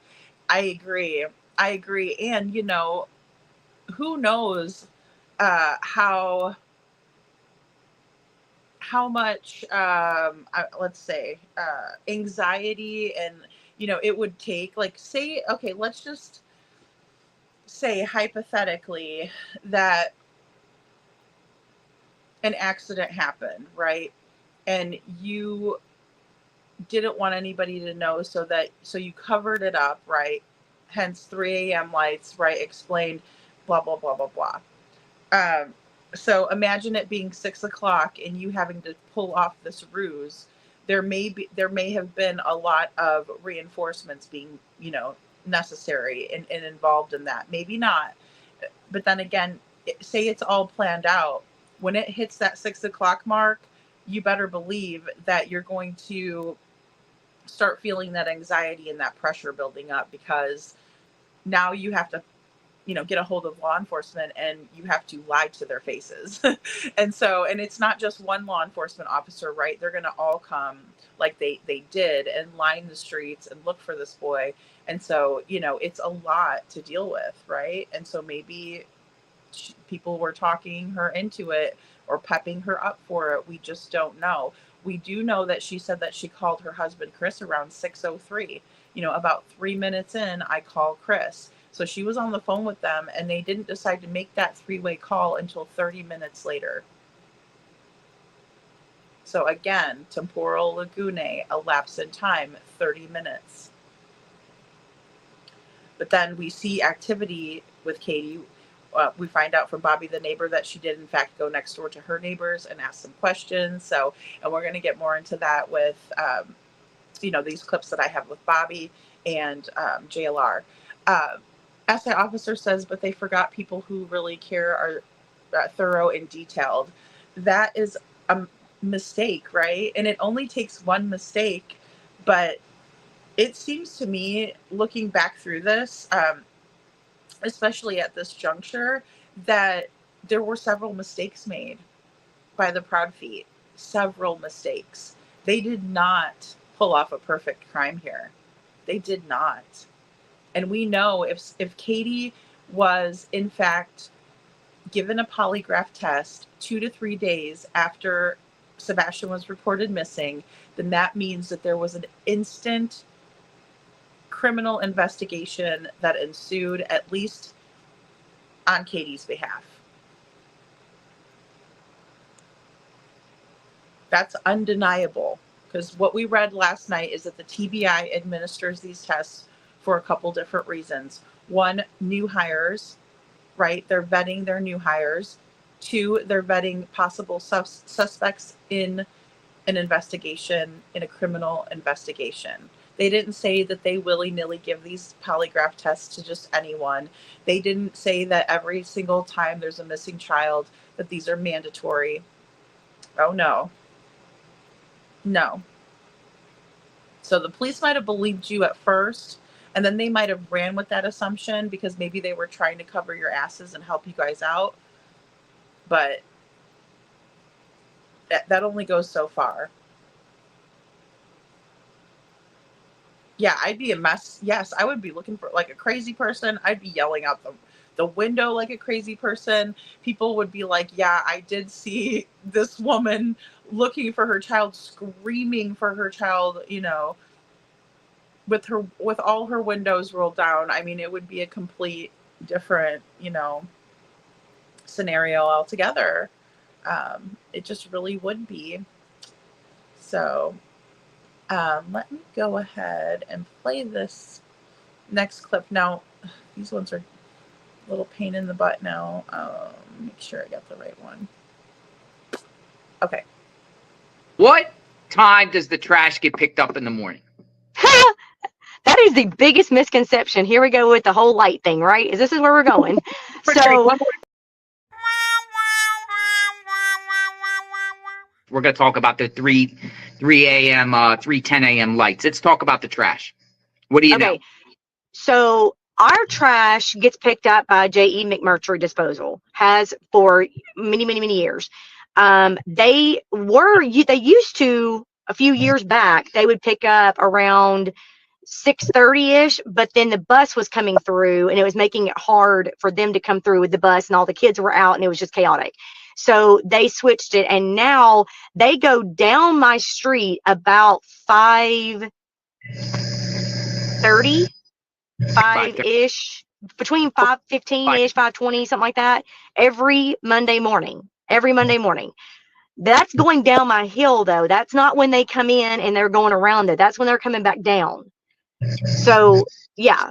I mean, that's an extra, what, 20 minutes? How long does it take for the trash truck guy to go through the whole entire neighborhood? And the other misconception is a lot of people are saying that they have to hand dump the trash bin in there. They don't. It's a new truck. They have an arm, and it does it for them. So that was another thing where they're having to pick up these big. No, they're not. They have an arm. They roll it over to the arm, connect it to the arm, and they dump it in. You can hear it. I mean, it's not quiet. It's loud. I mean, you can hear the arm doing all that. So by the time they collect the trash coming up the street, though, not going down it. They're collecting it as they come up. So I guess they're probably in the neighborhood just like around 5, just before 5. And they're out of there before the buses come. Yes. Or the bus come, or Absolutely. You said buses. Where's trash go? Oh, it gets dumped in either Nashville or Gallatin. If Nashville is full, they'll temporarily dump it to Gallatin. And then once, I guess, Nashville gets finished, whatever, then they'll transport to Nashville. The big misconception was that the neighborhood behind us, they get picked up by a different company on Tuesdays. So that's a whole different thing. Is that construction development you're talking about? Well, that was the dumpster that everybody was asking about. How is it possible that, whatever, that the dog hit over there as well? The second dog that was out walking hit also by the trash dumpster. And the trash dumpster owner found that out when law enforcement told him that we got a hit by the dumpster. The owner of the dumpster called them back and said, okay, we dumped our trash on this certain day, Tuesday, whatever, on that certain day in Kentucky. So go, you guys need to go and get a warrant, obviously. And he gave them permission to go search the Kentucky dumpster or landfill. So that's why they went to Kentucky. And then I was told that they also checked Gallatin and Nashville as well. So going back to the whole light thing, I was told that there was an unidentified car sitting on my street facing the entrance somewhere around 3:30 or so, and then the flashlights were actually seen on the neighbor's camera, 2 separate flashlights walking in between the yards, which the trash truck does not do. They don't need to. All of the trash is at the curb. They have never ever gone. Matter of fact, when you sign up for services, they tell you in the email their rules and regulations. If your trash is not by the curb, they don't take it. Unless, you're an elderly person, you ask them. If your trash is like in the front of your house and you ask them, they'll come and get it like that, but they won't come around the back or in between houses. That's bull monarchy. That is not how that works. No track. You don't believe that those 3:10 a.m. lights were around 3:10 after 3 a.m. were trash truck lights. Not only do I not believe it, but the neighbor that has the actual footage swore up and down that there are 2 different circumstances. There was the car with the lights coming towards the car backed up on Kellen and left. And then about 2-ish hours, hour and a half, hour and 42 something, they're like she said, the time stamp on the video is not working. It is stuck. She said, but you can tell, but there was there were no cars that came up their street and then left up their street and left. The only car that was ever seen was the one that was on Kellen that parked on the corner of Stafford and Kellen for about 3 or 5 minutes, where the flashlights came towards it, backed up and left. And then the trash truck, and then Katie's SUV, and then the police, or then the police. So there was no other car that ever drove up Stafford. Was it a car that the lights went to? Or like an SUV or a car? Like what type of vehicle was it? I don't know. I don't remember. It just the words that where I was told was unidentified car. I don't know if it was an SUV or a car or what. That was just what I was told. It was an unidentified car, and Okay, guys. Well, we do know, what the car looks like. It's still, unidentified, but here it is. So, and there's different angles of this. Shout out again to Chris from the Mop Crew. And his face says it all. That's how I feel. It's just like disappointment. And frustration. So we have J.D. McMurtry Disposal is where the trash has been taken for years, according to Bobby the neighbor, right? So we have 6:30 was when they used to pick up the trash, but then they decided, since the buses run around that time, that they were going to scale it back to about 5:15, 5:20, she says. They're coming up her street. So anywhere between about 5 o'clock and 5:30, we'll just say, safe to say. Right. The trash truck has an arm to pick up the trash bins, and then they're dumped into the truck, and then the bins lowered back down to the curb. Everyone has to bring their trash to the curb, no exceptions there. And then the trash is taken and dumped either in Nashville or sometimes in Gallatin. So there was the Kentucky landfill search, and Bobby shares that she also heard that they did check Gallatin and Nashville.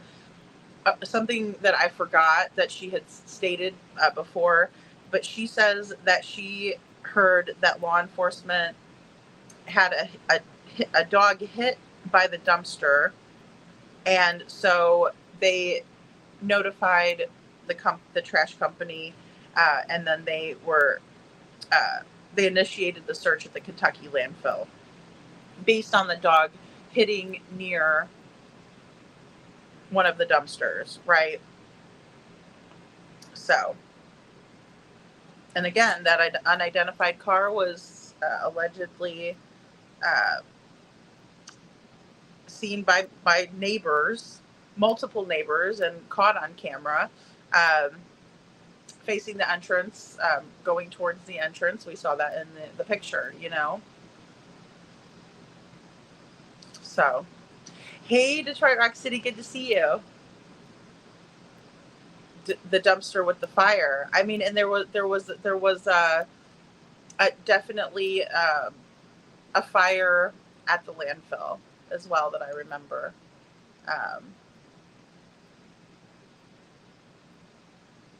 Yeah, unfortunately, she was manipulated, threatened. Her kids were threatened, Robini.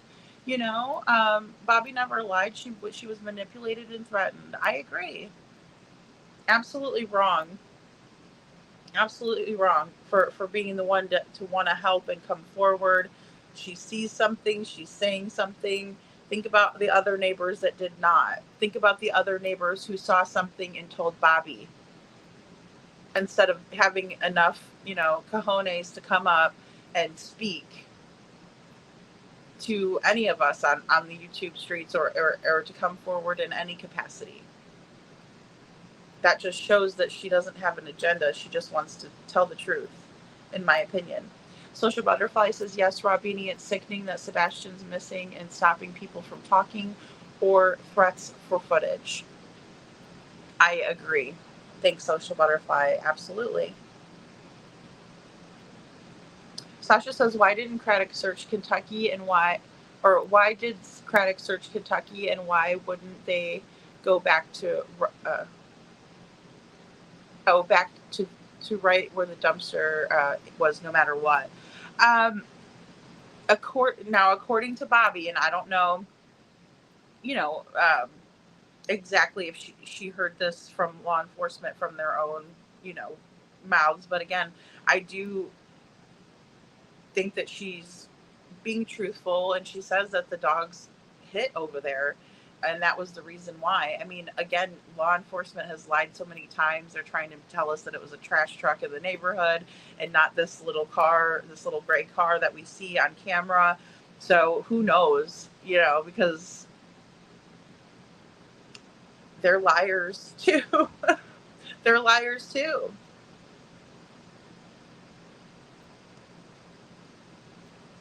But, you know, one thing to keep in mind is that, you know, the police can lie to us and it's not illegal, but we can't lie to the police.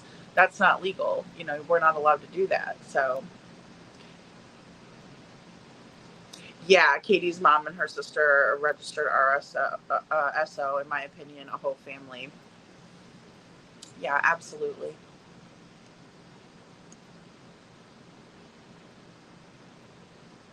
C. Taylor says, I'd forgotten how many significant details are in this interview. Me too, C. Taylor. I completely, you know, forgot about that allegedly that the dog hit on the dumpster, and that was one of the reasons for probable cause, possibly, you know, or probable cause, probably, you know. SI officer says there are witnesses that do not want to come forward because they fear they need to protect themselves. Or protect protective services. Oh, I see.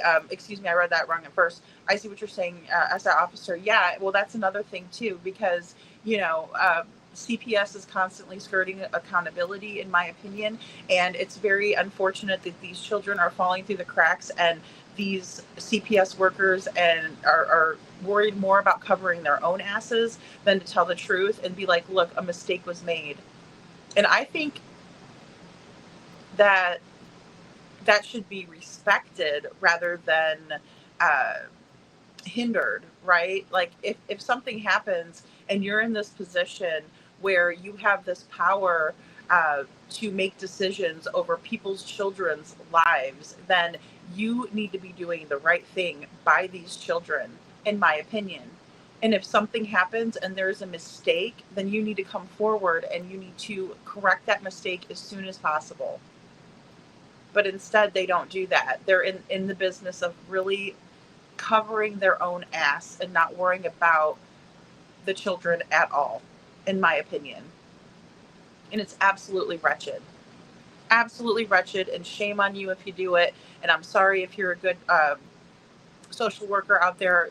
I am not talking about you. I appreciate everything that you do for these kids, and I understand that you probably have the most horrific circumstances that you come upon, and I could cry just thinking about it. It absolutely is heartbreaking. Um, but for the ones out there concerned with, covering your own ass or covering your friend's ass, or saying, for instance, oh, we just have so many cases that we can't. Well, that's not an excuse. You figure it out. Where there's a will, there's a way, right? If you truly care about the kids, like you had to have had that when you first got into it, So, all right, guys. So here's this next clip. It's just a short, kind of 3-minute clip from Bobby. And that was another thing, is when I asked the lead detective, I said, this car that was on Kellen, he was like, yeah, we already figured that out. That was an Uber. And I was like, no, the Uber was a neighbor on Devon that ordered an Uber about 5:30 to go to the airport. I know that. But the car why would a car sit on Kellen if they were going up the street to get the customer to leave? I mean, you don't sit there. Coincidentally, at the same time, lights are flashing around the time. Well, at that same time, the trash truck would have been through there. So Yeah. you wouldn't have gotten that confused. Why would a car be sitting on our road like around 3:30, 4 o'clock Monday morning? I mean, it just doesn't make any sense. Well, one thing I say, and it's the truth, the law enforcement is not obligated to tell the public the truth. That's true. We have to tell law enforcement the truth if we're being interrogated or questioned or whatnot, in a sense, because you could be, charged with lying. But they're not under any legal obligation. I mean, morally, you would think they would tell the truth, but they don't legally have to. And they can lie to the public, and they do. So maybe they're keeping things close to the vest. I was just really surprised how I felt like he got a little bit defensive with me when I mentioned that I was a neighbor and talking to the neighbors about their surveillance. Because my thought is this, if you were to ask an officer a direct question, if he can't discuss it, instead of arguing with me, the response should have been, I can't confirm or deny that. I can't discuss that. We're still in investigation. Instead of him flat out lying about, or, defending it and arguing with me, why didn't he just say, well, that's still part of the investigation, I can't comment on that? And I would have simply said, okay, you're right, I understand. Yeah, absolutely. But he didn't. Integrity of the investigation, no comment. That's what I would have done. I mean, that's usually what they do. Why argue with me and try to convince me otherwise? It's like he was trying to convince me. Leave that alone. Stop talking about it. That's not part of this. Got you, Bobby. Because it's pitch black dark in the middle of the night when the car comes down the street, turns onto Stafford, sits there for about 3 to 5 minutes. The flashlights are coming from 2 different directions in between the yards. They do whatever they're doing around the car. The car backs up Kellen and leaves from Stafford. I'm sorry, backs up Kellen and leaves. And then 2 or so hours later, as the sun is just beginning to come up, you can see the trash truck. And she said, but the trash truck goes past her driveway. She said, you can see the trash truck and the lights and the back of the truck go past her driveway, go up the hill, do its business, turn around, come back down. And then within a few minutes later, the sun is coming up. And then you can see Katie's car leave, Katie's car coming back. And then you can see all the police come in. She said, it's very obvious. So I asked her why the police are saying that that's trash truck. And she said, I don't know. I'm baffled. Because I tell you right now, there are 2 different circumstances, and that you can tell there are 2 different time frames. All right. So Bobby keeps maintaining this, right? And she's explaining to JLR, and I forgot that he went into the cops lying kind of thing. So I didn't mean to kind of be repetitive or echo what he's saying, but I I'm kind of, again, blown away by the information in here, and then listening again, it's like Bobby's saying, no, you can tell by the way that the first event, it was pitch black out, and then all of a sudden the sun's coming up, and it's the natural progression of the day, right? And then it all makes sense because it fits in. So really the timestamp again is irrelevant when you're looking at a video that is going, through a progression of a night, right? And the videos don't lie. People lie. We all lie, but the video doesn't lie. So there was another vehicle in the neighborhood. It was an Uber that was picking up one of the neighbors on Devon to go to the airport that morning. And again, I agree with what Bobby is saying. I've taken Uber. Uber drivers pick you up from your door, right? It's, you can send for a really nice car. You can send for, just a regular car, and they pick you up right there, right? They are providing you a service. It's the same with a taxi. If you call a taxi from your house, that's how it works. If you're flagging a taxi down in the city, completely different. Some places in the city, good luck. But again, it is what it is. Ubers pick you up from your house when you call them from your address, right? Or order them on an app. Again, police lie. So they call it keeping it close to the vest, but really, in all honesty, I have to agree that, it's just like when you're playing a game of poker, you have to remember that there's a strategy there. You don't show everybody your hand, right? You're not like, ooh, look what I got. You don't sit there and say, ooh, you look at me, you bluff a little bit, right? You keep your face, stoic if you can, right? And you don't let people know what you're thinking or what you have, what you're working with. So, I understand that. And again, it just is what it is. That's just the way it is. And it's smart, I don't expect Eric Craddock to come out and be like, we know exactly who did it. We have, suspects and da da da da. At a certain point when they have enough, and then there'll be an arrest, but the sad part is that there's all of these neighbors who have tried to tell law enforcement, look, this is what, and, when they even know what happened. So law enforcement has to know what happened, it seems that they're hiding it, or it seems like they're not acting. And, we really need to get them to act. We got to be vocal. And, Kiki says, Sammy on the first dispatch. LE says he heads back to the house. We will do our own search. Well, and Kiki, I meant to bring in that dispatch. I have the dispatch somewhere, but I didn't bring it in. Ellie was investigating for sure under Sonny Weatherford, and when others were involved, some said it was a serve doing some of the door-to-door. Well, yeah, and Secret Service did door-to-door, and also not the U.S. Marshals, but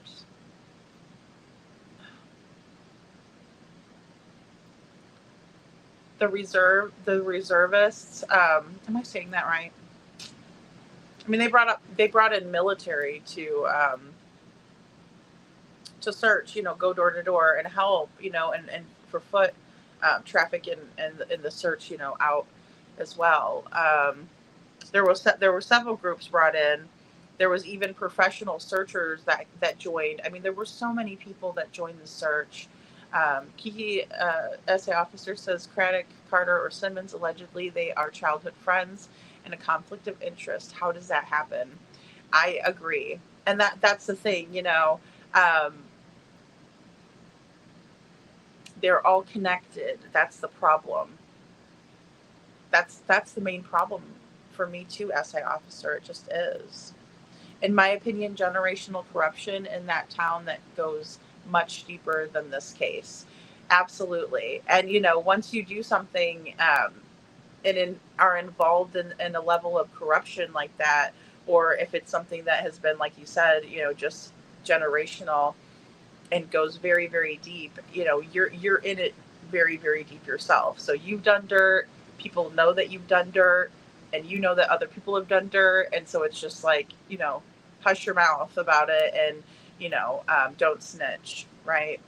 And, even as of lately, I've seen the hostility against someone who snitched, right?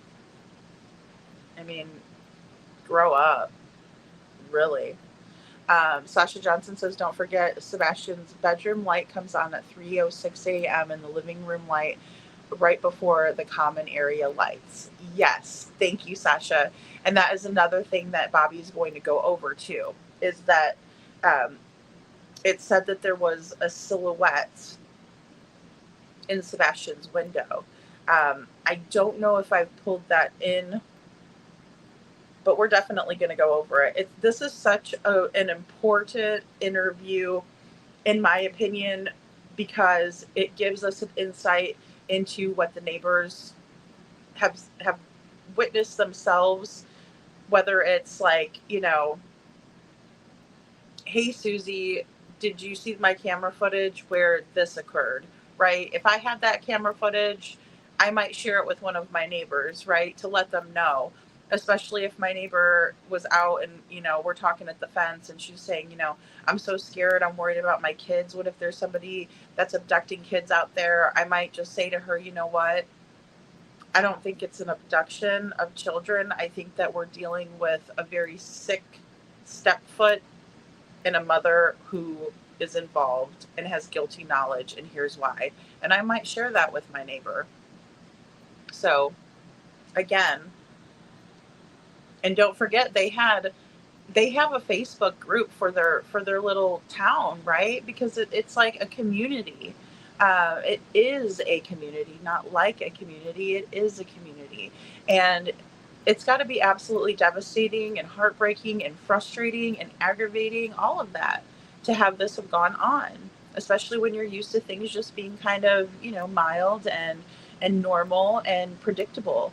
Um, See, Taylor says, just think about it from her and other neighbors' perspectives. It has to be scary for them since at least some of them knew about all of the information, videos, lights, and vehicle, etc. It's their neighborhood. Absolutely, C. Taylor. Thank you. I was just babbling on. I didn't even see what you said, but I always know you have a great comment, so I had it up there. You know, that is so true, and it does. Caused me to feel bad for the neighbors, right? Because they didn't ask for any of this, and they certainly didn't do anything. And here they're just trying to help, and it's because a good person would do that, right? A good person, it wouldn't sit well with a good person to sit there and allow for this. It wouldn't sit well with a person to think that even though it's not their child, that another child in the neighborhood possibly came to some sort of dire circumstance or foul play, or someone took them from their home. That is absolutely terrifying. And, you know, we talked about Elizabeth Smart, rather, and, you know, how terrifying it would have been for her sister to witness that, or for her to be taken from her own home. But I mean, think about the neighbors too, and think about her parents who were like, you know, hired this person to help with whatever repairs they needed for their home, and then this is, you know, what happens. SI officer says, think about it. Real estate construction company, B-Sox, a notary, threats. Craddock was sold multiple houses by Mrs. B allegedly. I mean, and that's another very solid connection. Very solid connection. Yes, Secret Service, C. Taylor. Kiki says, my mom worked in the courthouse, and you wouldn't believe stuff that went on. We met the judge's friend and went to the judge's chambers, was on a break from the case, and I took a few short shots of liquor. I was like, wow. Oh, no. And he took a few shots of liquor, and I was like, oh, wow. Wow, that would be an oh wow moment. You don't really typically think of like a judge being like, here, hold my beer. I have to go handle something right now. You know? Oh boy. Sasha says, why aren't they pushing the public to identify the people in the common area and the vehicle in the neighborhood and leaving the neighborhood? I don't know. And even the camera footage that wasn't turned in or collected by law enforcement, you would think that would be a huge red flag if somebody didn't want to turn that in to help this beautiful young man. Absolutely huge red flag. Hey, Angela, especially when you claim to be a biker who loves kids and you do good for kids. That doesn't make any sense to me. Oh, thank you, Babs. Thank you so much. She says, lady, I love the way that you put this video together. Great job. Thank you. Thank you so much. Yeah. And these were really tough because there were so many inconsistencies. But I did have some fun with them a little bit here and there, as you guys can see. Because it's frustrating. I know that you guys just don't want to hear me rant and rave up here. C. Taylor says this interview and Smiley's interview with KP and CP are very significant in my opinion. Oh, I agree, C. Taylor, absolutely. Smiley did such a good job of staying calm and asking follow-up questions. That's a really big one. And it's hard when, you're up there. I mean, I can't even imagine having the two people. I've only had, well, I mean, when Chloe and Lost are on, there's two, but it's like a little bit different. But she was navigating with two people, and then the questions and all of that. Yeah, absolutely. She was so good at following up. And then there was one point in Smiley's interview where Chris, kind of half-assed the question. And then Smiley's like, okay, but yeah, why? Or, and she did it nice. And it was more of like in a, kind of a corralling, kind of a loving way. Like, okay, but why though? And she got him to answer. So super, super important in my opinion. And as well as this one, because Bobby's so credible, because she's coming from an authentic place and a genuine place, in my opinion. So SI officer says, yeah, and all those cronies sticking up for someone. Remember, we're talking about a child here and what demented things possibly happened. How could you have someone's back like that, in my opinion? Right, unless you're right there with them. I agree, because I would be hard pressed to even, accept that from even a family member, right? Like say your brother or sister or somebody close in your family to you did something awful, I would be hard pressed to even think that was acceptable or okay or any of that. Hey, Angela Salatino, good to see you. She says maybe Sebastian will get justice the same way Crystal Rogers did. I hope so, Angela. I hope they find him. I do. I just want them to. I want them to find him, and and if it means getting these two to talk and putting them in a situation where it's a rock and a hard place to get them to do so, I really hope that happens. Thank you, Angela. And then also, I just hope that they bust their balls and make them tell what they did. Sorry, bust their chops. I should have said bust their chops instead of balls, but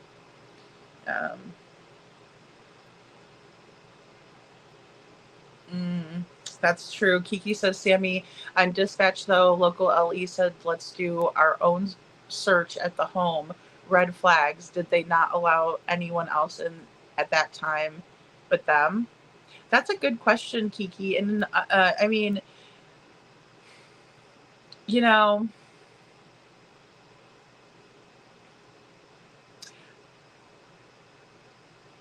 yeah, because they have to allow, right? Because they hold jurisdiction. So I'll just put it that way. I was trying to kind of, figure a way to frame it, but it's very, I guess it's very, let me make it real simple or crystal clear. They have jurisdiction, that's all there is to that. Yeah, the community who cares. Yeah. SI officer, exactly. Social Butterfly says, just in my opinion, wonder if Katie's wooden box is missing. Why not let anyone in? Well, and there's a lot of questions with Katie and a lot of things that are missing, like her iWatch, social butterfly drives me absolutely bananas. Okay, let me go ahead and play this next clip, guys, because I'm sorry, not a terribly lot. I have four left, so it's not so bad, but here we go. We'll play these. Case, it turns out that I have a friend of my sister's who reached out to me.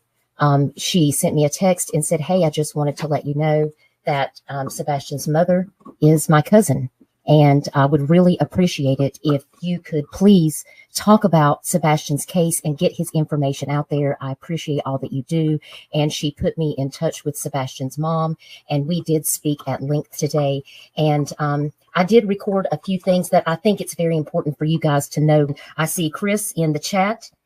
Thank you so much for being here, Chris. If you see Chris Proudfoot in the chat, that is Sebastian's stepfather. And we really appreciate you being here. And thank you for speaking with me today. We just want to get out the most accurate information about your son so that we can hopefully help anyone to know all of the information about Sebastian so that we can make sure that he is found safely and that he comes back home, because I know that you and his mom, miss him very much. When I talk with people on the phone, I automatically just record conversations in case there's information that I miss. And I did ask permission from Sebastian's mother if I could play specific clips on information that they would like for the public to know, because they did tell me that there is some misinformation that's going around and they wanted to clarify a few things. We have them coming up on panel, so if you guys will please welcome Sebastian's parents to the live stream. Thank you so much for being here. I really appreciate you joining us. You're welcome.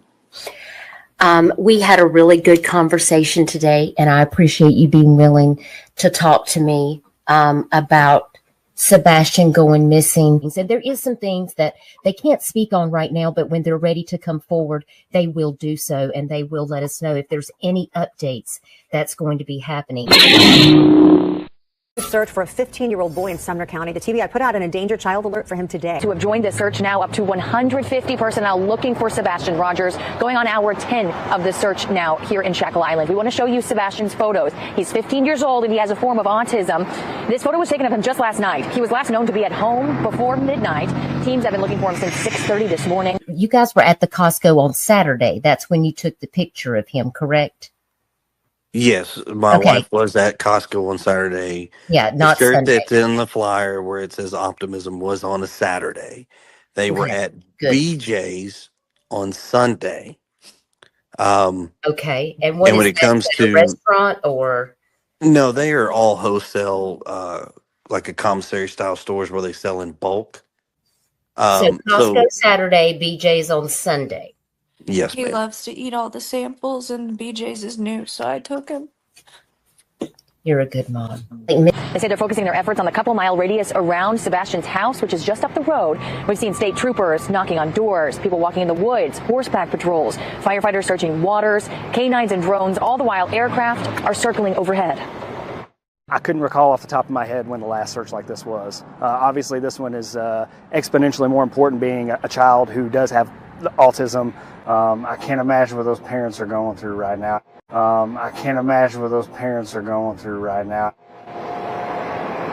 The Sumner County Chief Deputy who you just heard from there says Sebastian loves water and he loves to hide in small spaces. Sebastian is 5'5", and they say he's likely wearing all black. Now, many people tonight are asking how they can help. The Chief Deputy says as of now there is no public search party, but he does ask anyone who lives in the area to check their Ring doorbell cameras. If they see anything on there, to call Sumner County. Tracy. Oh, it's so heart-wrenching to see everyone out there just trying to do whatever they can.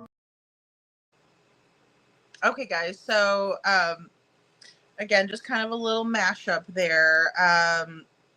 Duchess explains her connection, or how she was hooked up with Chris and Katie here with the P-Foots.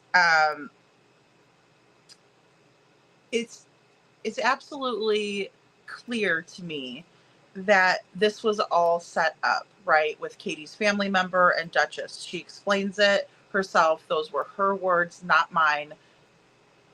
Don't come for me, right? But all set up. there were pre-approved clips that were supposed to be shown, but instead the Proudfoots did decide to come up on panel. Very staged, very scripted, right? Very disingenuous, the whole 9 yards. Another interesting an important thing to remember here is that the endangered child alert was issued around hour 10 of the search, and the local news media did state that teams had been looking for Sebastian since 6:30 a.m., right? But we know it to be true that they weren't even called until 6:33.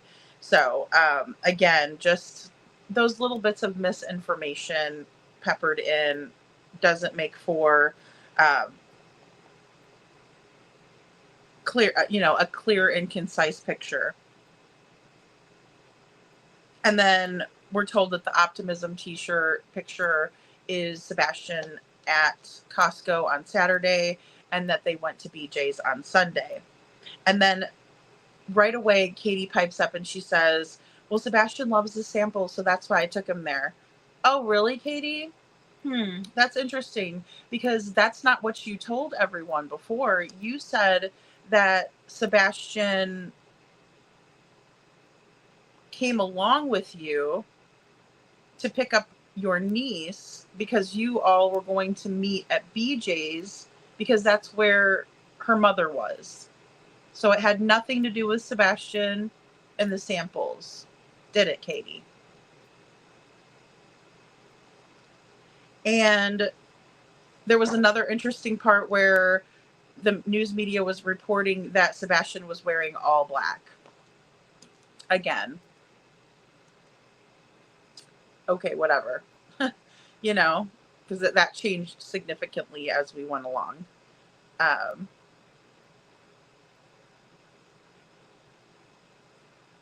Social Butterfly says Eric Craddock wondered how Nick Barris got the footage he didn't want out there. Yeah, it's because it belongs to a citizen. He can't really, tell them not to share it with who they, and that's why I think it was shown, between the neighbors and things like that. They were kind of keeping it hush, but then somebody decided that what they witnessed on camera was enough to leak it out because Sheriff Craddock wasn't doing anything about it.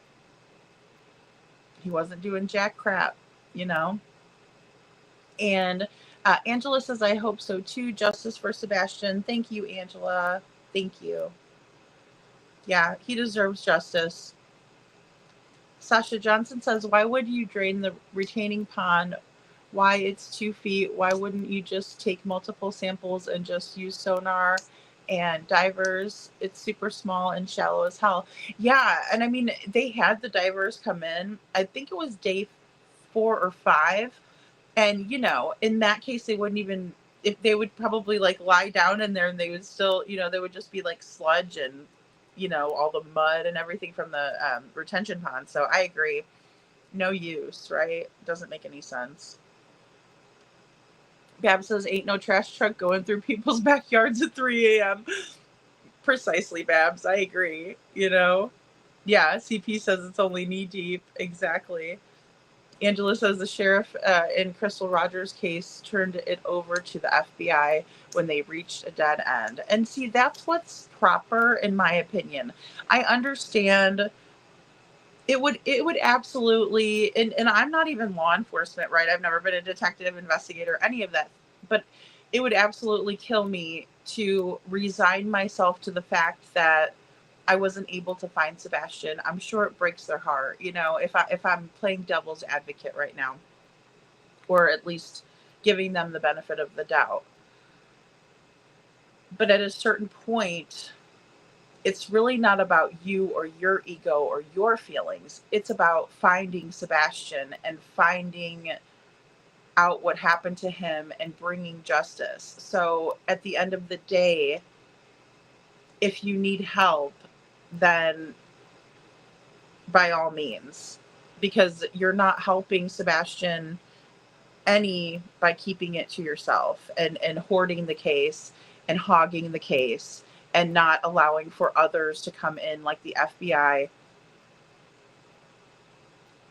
or the marshals at this point. Uh, Sasha says inactive with evidence. Seth needs to sue Craddock and Carter. It's a felony, 2 individual counts. I mean, it would be well deserved. You know, I would even say that with the CPS record, Seth might have enough to even go after the P-Foots for something. I'm not a lawyer, but Sammy, the realtor thing, the second truck they found locked.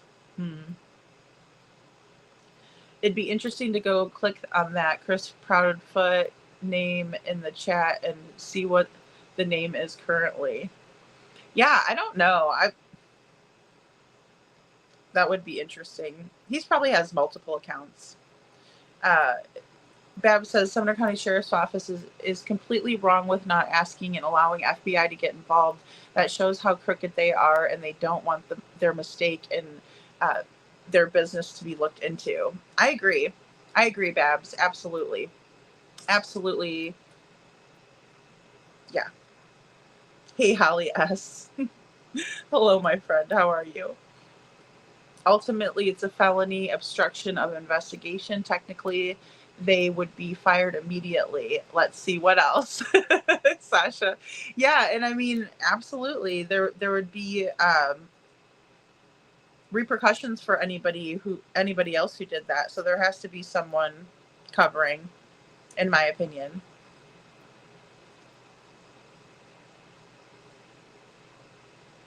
Holly says Babs 100. Thanks for the green hearts, Holly S.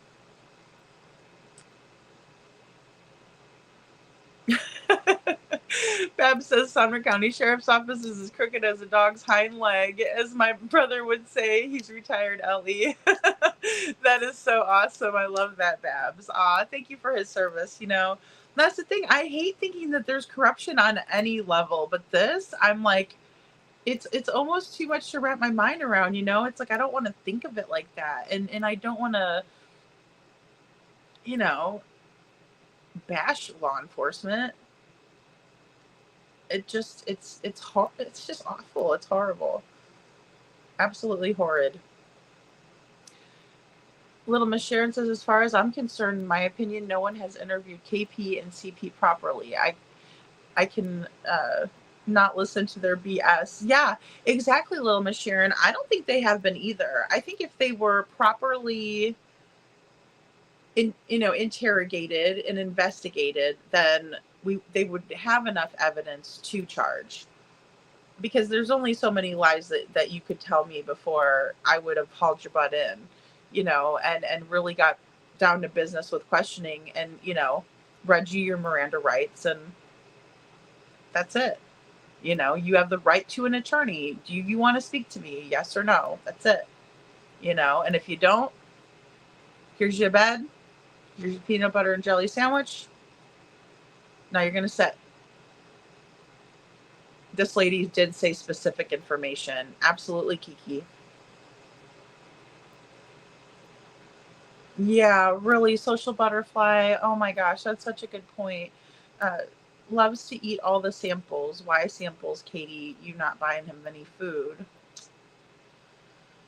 And she just offers that up really quick, right? As a reason why they would have went to Costco. And that right there is another huge red flag to me, right? Because she just offers that up. It's like, you know, and then Chris was obviously covering up the photo that we know that is Sebastian when he's much younger. And that's the same one that they photoshopped the black picture, or excuse me, the black shirt over the Optimism t-shirt. But right away, Katie's like, "Oh, we went there for Sebastian. It was all about Sebastian because he wanted the samples." No, you went to go pick up the niece and bring the niece to BJ's to meet her mother. That's the real story. C. Taylor says, "So who is KP's cousin who has a friend who is connected with CP and Dutch? Who is KP's cousin?"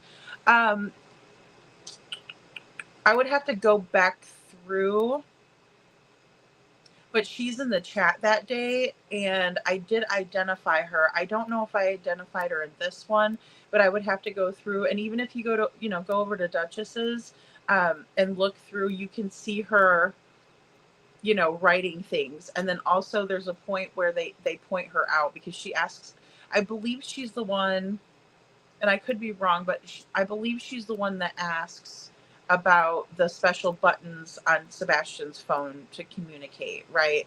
So that tells me that she has no idea about who Sebastian really is at all. Because no, Sebastian does not have profound autism. He's not nonverbal. He's not in the, on that part of the spectrum, if you will. I'm sorry if I said it wrong. All of you guys who have kids and grandkids and people that so I'm sorry if I didn't say it,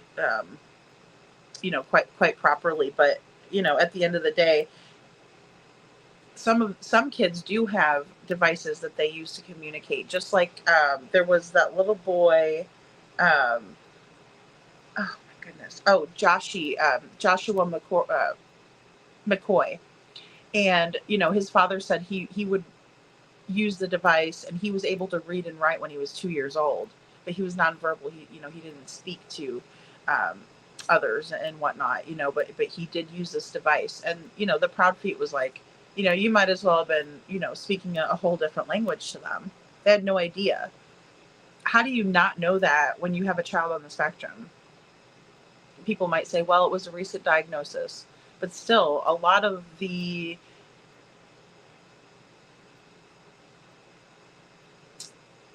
symptomology or symptoms, I again, if I said it wrong, I'm sorry,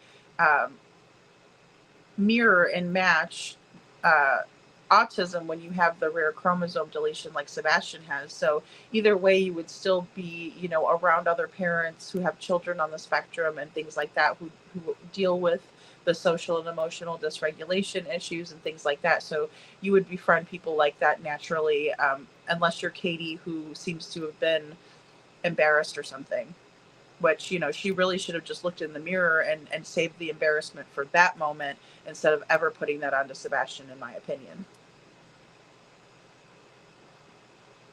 The appropriate response was, thanks for having us, Chris. Not you're welcome. Sammy G, that is perfect. The appropriate response was, thanks for having us, Chris. Not you're welcome. And there's like this awkward pause, and like she's being like super kind and like, oh, thanks for being here.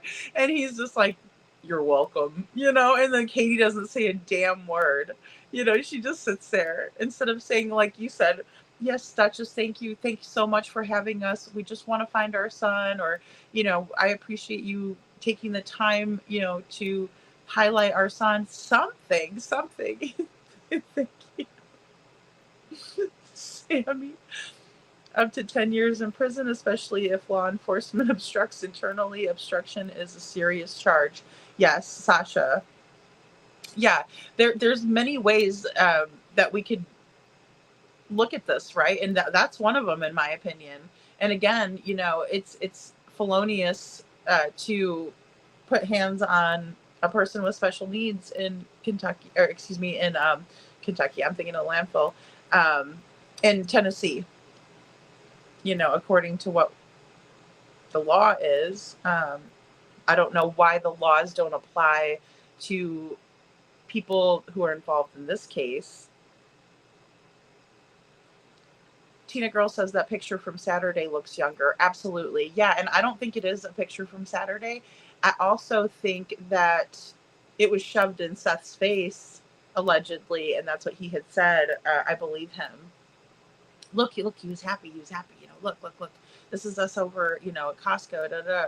And she might even told him it was BJ's or something. I don't know. That's another really frustrating detail that we don't have answers for, Babs. I'm still wondering what happened to KP's friend who was visiting from out of state that week, who had the son who allegedly was autistic as well. What did they do together, and when did she leave? Yeah, because she seemed to have been there that morning, according to the picture that we had I showed it a couple lives ago. Well, it was probably like a week or two now. But yeah, Katie's friend Lori and her son, you know. So, okay, guys, I'm gonna go ahead and play this next clip here. Let me make sure. Okay, there we go. You're active in the Sebastian groups. You do talk, you do share, you share a lot of insight. You've been there from day one, right? Yeah. Well, honestly, day one was such a trauma, just dramatic day that I don't even think the only thing I was in on day one was our neighborhood group, because that's where Katie had first commented about him being gone. So no, actually I wasn't in any Facebook groups day one. It was such a crazy moment. Well, so I'm an admin of our private neighborhood group. And she created a post, I want to say around, I want to say 7:30 maybe ish, 7:30 that morning, Monday morning, simply just saying, my son is missing, and kind of commented on a little bit about him. Like, I think she made the comment about how tall he was, and that he was autistic and he was missing. Please check your cameras. It was just like a 2-liner, just real quick, shooting it out there. From what I understood, she called around 6:30 that morning, I think. Was it about 6:30, I think is? Yeah. Okay. So yeah, it was. And I think from what another neighbor said, that she actually caught her SUV leaving the neighborhood right before that, or right after that. And so it was, she did all that and then came back, and then I guess that's when she put it on the Facebook page. But I also remember what I thought was very odd was shortly before that, another neighbor. So if their house is here, if you're going up Stafford, a little bit farther up Stafford, was actually the first one to ask, hey, what's all going on in the neighborhood? Because my older son left to go to work that morning, approximately 8 o'clock, and there was already police all up and down Stafford, like just covering it. And they were already out walking around and stuff.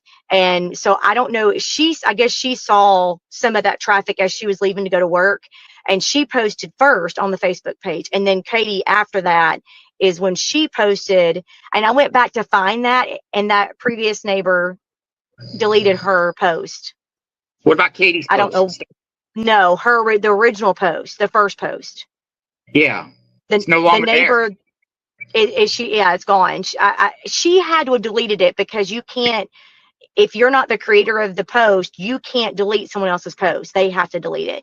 But when I went back a couple weeks after everything happened and things kind of calmed down a little bit, I was talking to somebody else, and I was like, I remember, didn't such and such make the post first? And this is a neighbor down the street from me, and she said, yeah, I remember that. And I was like, I wonder what the time frame was different. And I went back to look, and it was gone.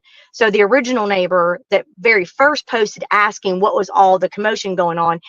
And I still wonder if that's why Katie posted that. But then it was like 2 or 3 neighbors after. So Katie posted her comment or her post, and then several people commented after. I didn't see anything. Because she was asking, like, everybody check their cameras. I didn't see anything. And then Chris posted underneath that and simply said something like, yeah, my son's missing.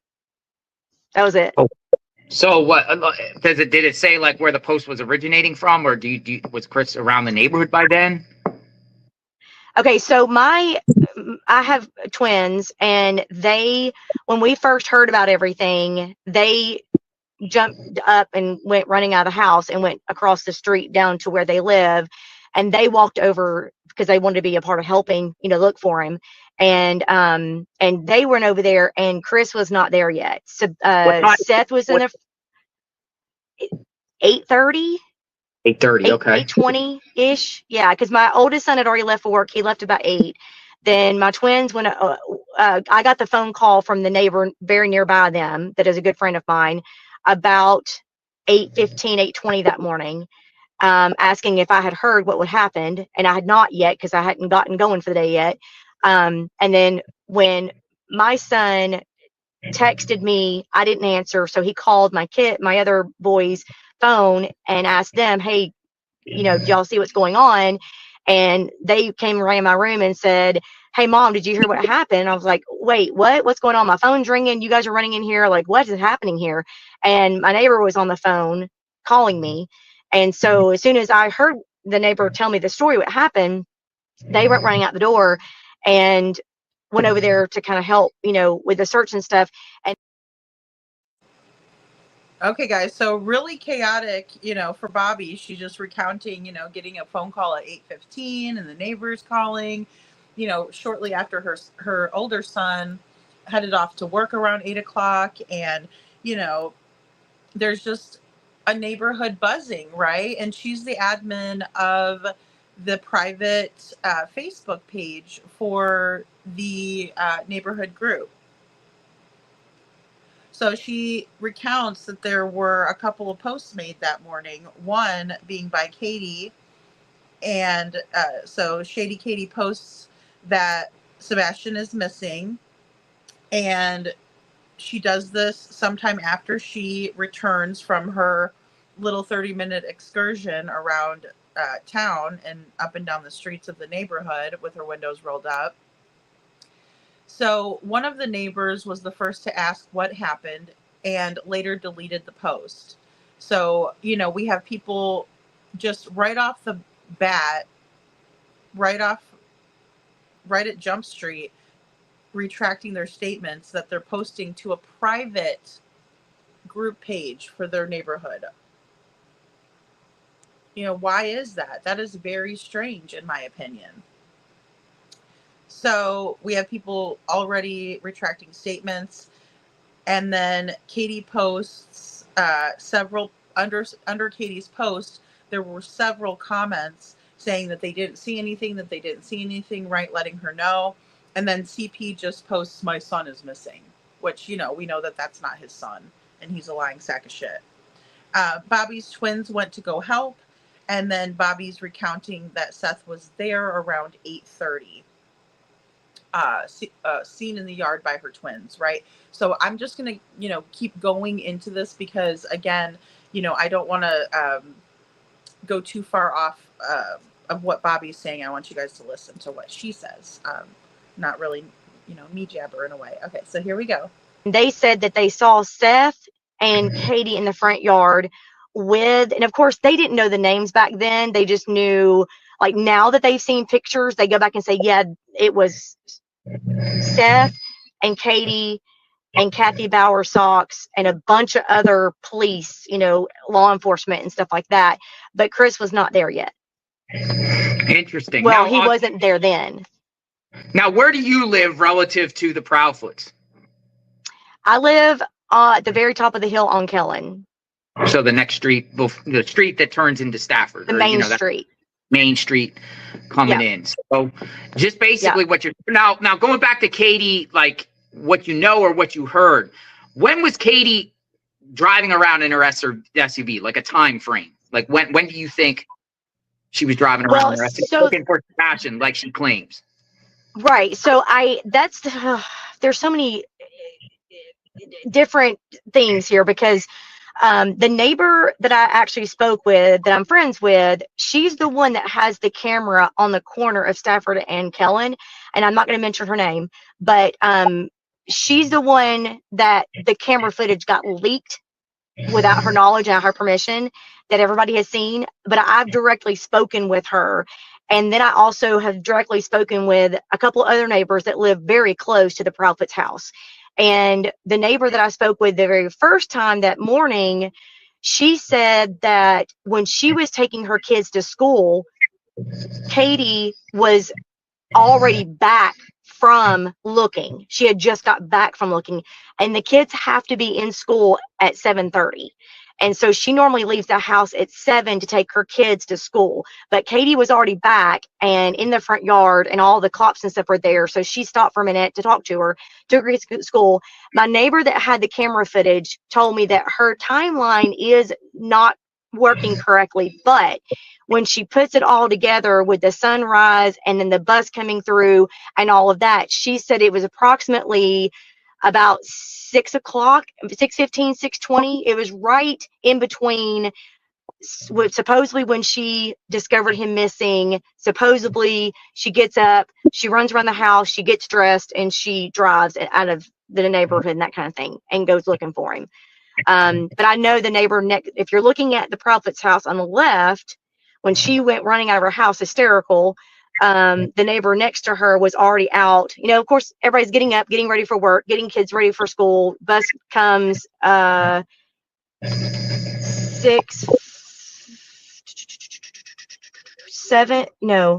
6:50-ish. 6:45, 6:50. It's been a long time since my kids have ridden the bus, so I have to really think about that one. But it's definitely before 7 because the kids have to be in school in class by 7:30. And we're the last pick up before he actually goes to school because we're right next to the school. So, you know, everybody was getting up and getting ready for work and everything. So she actually saw her out, and she asked her what was going on, and she told her. And so she actually walked around the house and was helping her look around the house. So she was already back from looking around 7. Interesting. When she left to go look for Sebastian, I know that if you turn right going out of the Prophet, you go up the top of the hill, it's a cul-de-sac, or you go around and you can go up your street all the way at the back where the construction is. Did she, before she ventured out of the neighborhood, did she go up those roads, do you know of, to look? Did she go up my road? Your road or her road itself to the top of the cul-de-sac? You know, where the her only road thing ends. I was right. So the only thing I was told, of course, we nobody in my house was up or out yet, so I can't verify that because we weren't out yet. But the neighbor that told me that she saw her SUV drive across her driveway saw her leave. Like so leave out of that's right. That's Yeah. interesting. So you would think that maybe you stay in the neighborhood a little bit and go up and down your own streets, looking around. Well, that was when she went to the school thinking that he had walked to the school on his own, which I don't know why. He's never done that before. So why would he do that? I mean, like, why would he just walk to school by himself? Plus, he had no shoes on, supposedly. So, like, why would he walk to school by himself? So, but that's what I was told, that she actually walked around her house outside, didn't find him. So she got in her car and drove to the school. And was back by 7. Around that time. At least probably actually before that. Yeah.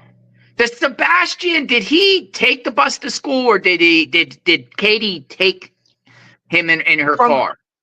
From what the neighbor, from what the neighbors, of course, I don't have kids that ride the bus anymore.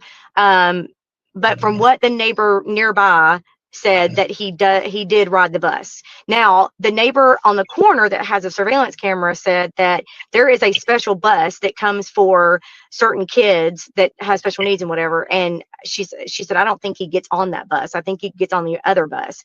So that was what I was told. I can't verify that, so I can't answer that appropriately.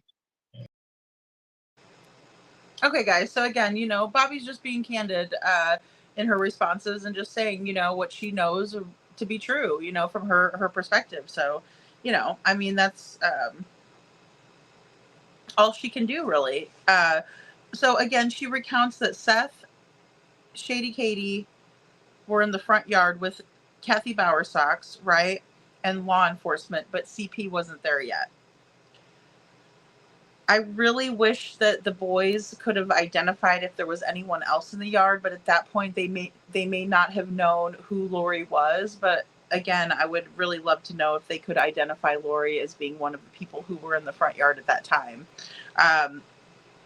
Again, you know, they don't need any you know, heat put on them. They've had enough. But either way, it would be interesting to know. So JLR asks Bobby what time was Shady Katie driving around the neighborhood. And, Bobby goes into how she has a friend that lives on Stafford and Kellen. Now, this is the home that caught everything like the flashlight video on camera that night, right? So it's that corner house on Stafford and Kellen. And she said that the camera footage was leaked, right? But she says that they were not, that Nick Barris was never given permission to do this. Now, that's all alleged in their opinion, but I wanted to kind of point that out. Because again, just listening to these back again, I'm like, oh, wow. So, maybe the neighbor was wanting him to see this, and then, he wasn't really supposed to share it with everybody. But nevertheless, it was leaked out. And thank goodness for that. I mean, so either way, there was neighbors and kids and people, taking their kids to school and all of this and that. Well, one of the neighbors was taking their kids to school, and she usually leaves around 7 a.m. And she said that, the cops were, at the house at 7 a.m. Katie had already come back. She said even though the timestamp on her surveillance was off, she said about 6:15 or 6:20, this was all occurring.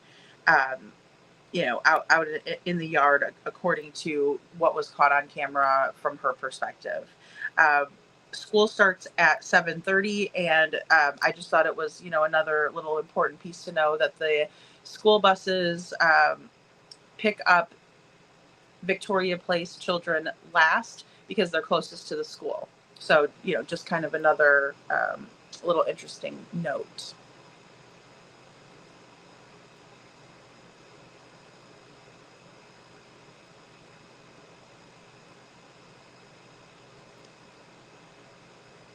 Sorry, guys, I'm just going up. Bab says, I'm still wondering what happened to KP's friend who was visiting from out of town. Okay, I think I read that one already.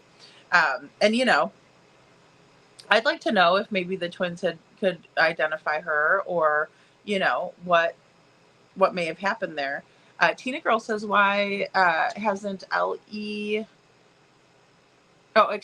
hasn't Lori's friend Katie came out and spoke about what she had seen, and she was there all week long, or all weekend long. Yeah, I agree. I don't know why she hasn't come out and said anything. And honestly, it's probably because she's on Katie's side 100%, and she may have something to do with this, or guilty knowledge, or something, so, but I agree. She does need to come forward. C. Taylor says, I thought of Yeda, but wasn't remembering the interview connection. So Yeda had the friend who connected them to Duchess. It wasn't Yeda. No, it was another person. I'm trying to think of what this person's name was. It just escapes me now. So I apologize. But they are very prominent in that first Duchess interview. So I'll have to go back and take a look at that. What the person's name is off the top of my head, and watch after I get off the live, it'll pop into my brain. But Katie's cousin. I'll write that down. Okay.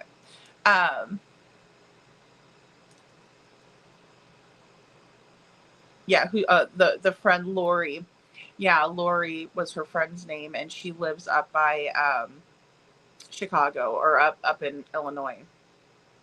Social Butterfly says Mama Sucks SUV, similar to Katie, so it would be good to know. Yeah, and that's a great point, Social Butterfly. I was always wondering that, because it is very similar color and everything, and then they have that handicap placard. I was wondering if they'd switched because of that, but apparently that is theirs for their vehicle. Oh, sorry, guys. I didn't mean to drop that link. Apart from Nancy, they have gave robot interviews. It's the whining and voice of the interviewer, and then KP imitates it. It may be an Australian ear, but I just think they don't ask any real questions. Yeah, I mean, they really had some very softball style questions in the interviews. I agree. I agree, Little Miss Sharon. You know,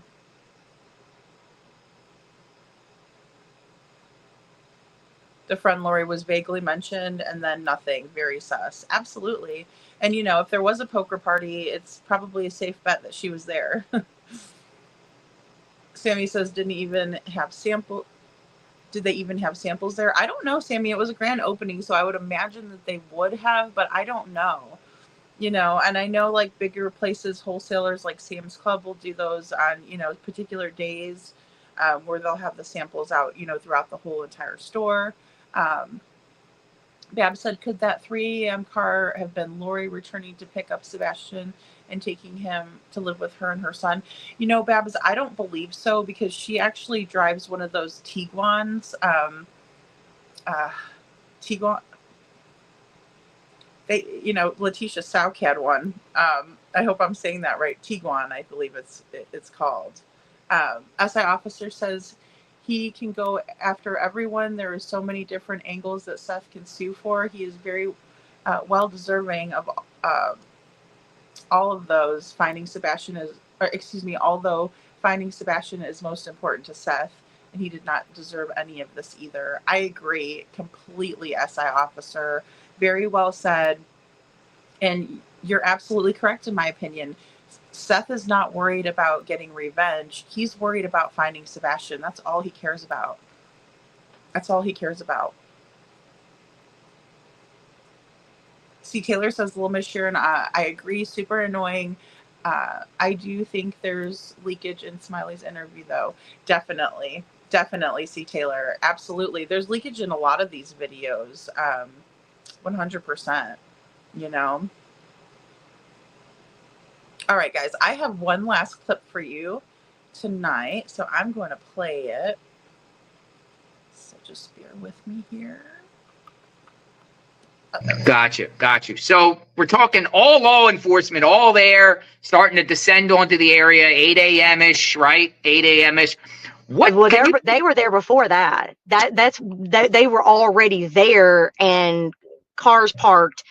By the time when my son went to work at 8, they were already there and already clumped up together and starting to talk, because they were already in the front yard talking to them. So they were, I don't know exact. I mean, I would say probably it was even before. I mean, they were probably there. I'm trying to remember what she said when she got ready to leave. She never said anything. The neighbor that called me and told me about it never mentioned law enforcement being there. She just said that Katie was outside walking around, you know, upset and everything. And she asked her, like, what's going on? But she didn't specify if there were law enforcement there, but they were already there and out of their cars and in the front yard at 8 o'clock. So they had to have been there before that. Gotcha. Any idea when Seth got there? No, but I do know that he was there by the time my kids went over there, like I said, which was about 8:30. He was already there. And I also know that his truck was there, like off and on the whole time. Gotcha. But I don't know what time exactly. So what happens to, just explain to everybody then, what did law enforcement do at that point, like throughout the morning? Once they all arrived there, did more and more law enforcement come, or was there certain?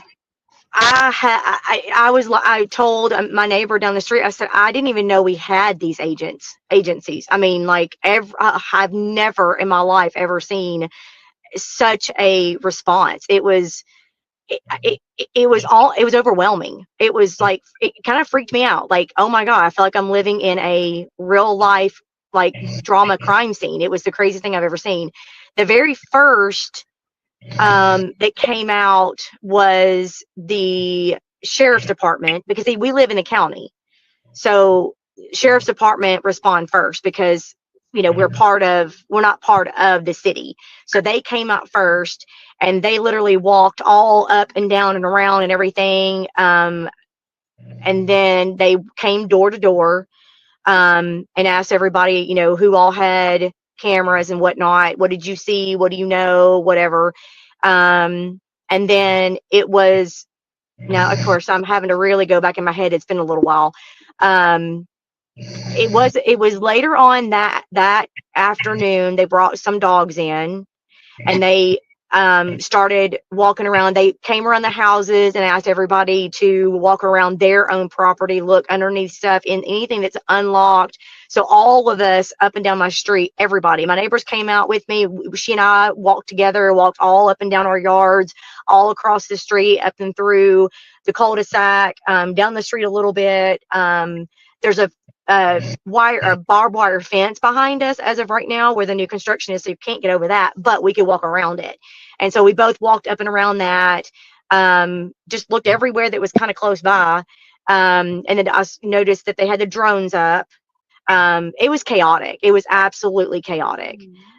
Did you see Seth and Katie out there looking? No. Not in our neighborhood. Never.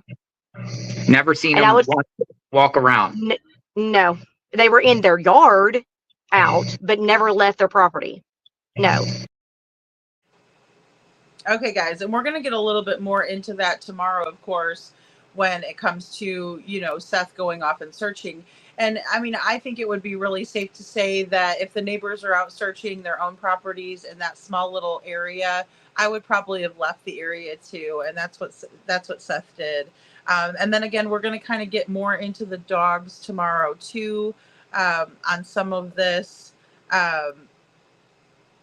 just to kind of show what was being said, what the neighbors can recall, because we're basically going off of what Chris and Katie have to say and others. So, we can kind of corroborate things. And I wanted to say hi to KJ Mack. Hey, KJ Mack, I saw you come in. Social Butterfly brings up a great point. She's asking, do you remember Chris asked about why young photos? And he answers, because they're for us, the family, and not for the public. I do remember him saying that. And what a weird statement, Social Butterfly. Such a strange statement for the parent of a missing child, Yeah, little Miss Sharon, I wonder if his pediatrician was interviewed. That's a really great point, because we do know that he was in counseling services. So, hey, Marlene CA, good to see you. What good does talking about this on YouTube do for Sebastian? Well, I think it does a lot for awareness, for one. One thing that is widely talked about at the channel, and I think that you might be new here, so I'll just explain it this way. We cover Sebastian's case and we deliver the facts. In Sebastian's case, when a mainstream outlet like America's Most Wanted takes Sebastian's case and really, literally, quite literally, takes a dump on it, in my opinion, by taking out the end of the flashlight video, we're not going to let that go here. So you're welcome to stay. I don't know if you were being, genuine with a question, but that's why. It helps tremendously, because he needs to be talked about. And in my opinion, if you did come into troll, it's people like you that want to silence people from talking about it, and you really have no business being here. So that's how I feel. If you want to be respectful and tell me maybe your reason why you think it's not helpful, then feel free to chat. But if you're trolling, bye. And KJ Mack says, what does keeping quiet do? Thanks, KJ Mack. That's a great question. Yeah, it keeps his name out there, Kiki. Absolutely. To keep awareness and finding Sebastian and brainstorm about where he might be, what someone might remember now. Thanks, Babs. That's really well said. Absolutely. What she posted is weird on Facebook. And, I went back and I watched Voices of Truth's live last night. And Mama Marissa had said, I believe it was Hindsight had posted a post that she had found, and Mama Marissa was reading it for us. And basically it was one of the neighbors saying that there was a sighting of Sebastian, but Katie, allegedly it was Katie. She went ahead and wrote a comment back. And what really stood out to me was that she actually asked this neighbor if Sebastian was stressed. She also asked this neighbor if Sebastian was wearing shoes. Weird. I thought you said he wasn't wearing shoes, Katie. Why are you asking a neighbor if he was wearing shoes? I mean, something weird to think about, but I absolutely agree, Social Butterfly. What she posted was weird. Absolutely. Thanks, Babs. Babs said, Lady Freedom, you had it right. You had it right the first time. The balls need to be busted in a big way. Lots of balls need to be busted, right? I'm not on Facebook or a research sleuth. One of our genius sleuths needs to please look further into Lori.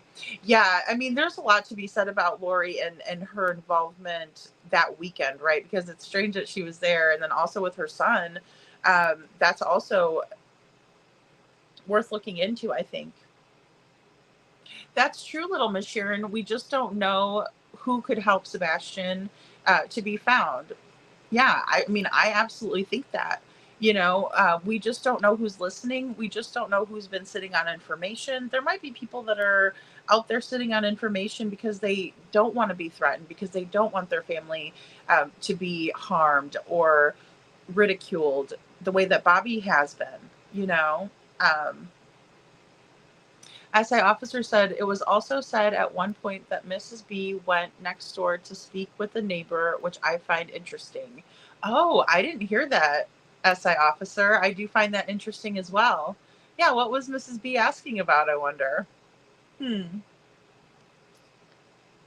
Social Butterfly, absolutely. To keep Sebastian Rogers' name out there for the public to be aware, as someone may see a missing child and call into law enforcement. 100%. Yeah, and if you see someone that looks like Sebastian or you think you've spotted him, call 911 immediately. Take a picture by all means, but do the first thing, and what's most important is calling 911. Because it may be Sebastian. We do not know. That was another thing Mama Marissa was saying last night that I really appreciate. We have to keep the faith, right? Because we don't know. He could be out there. And so we can't be like law enforcement. We need to look at every angle. Absolutely.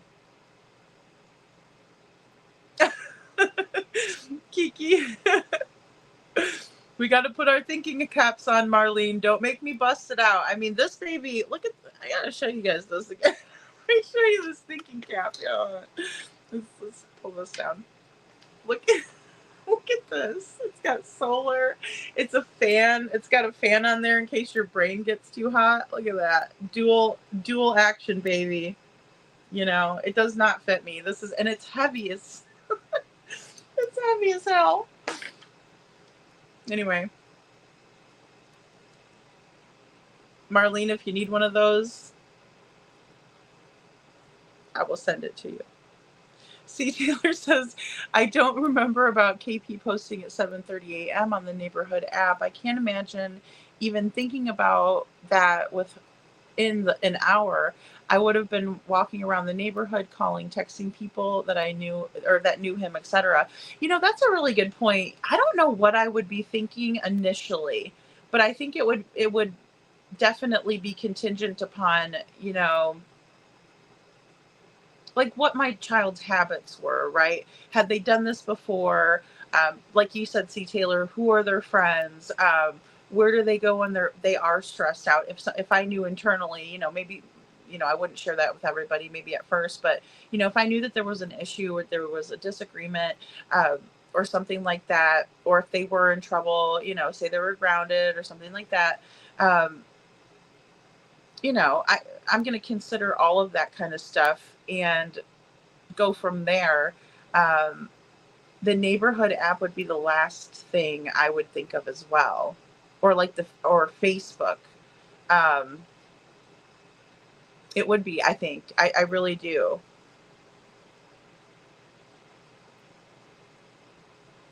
I I think, Marlene, I don't know about a teen boy with behavioral issues. I think it's probably, I think the majority of the people who follow Sebastian's case know someone. I myself have worked with children with special needs. I've worked with children who have special needs and comorbidities with behavioral issues. And so, I don't know, what do you want to know from us? What can we do to help you, Marlene? What can we do to help you? Help me help you, Marlene. Behavioral issues or disabilities. KJ Mac, that's a good point. Oh God. Kiki, I don't know if I should give that.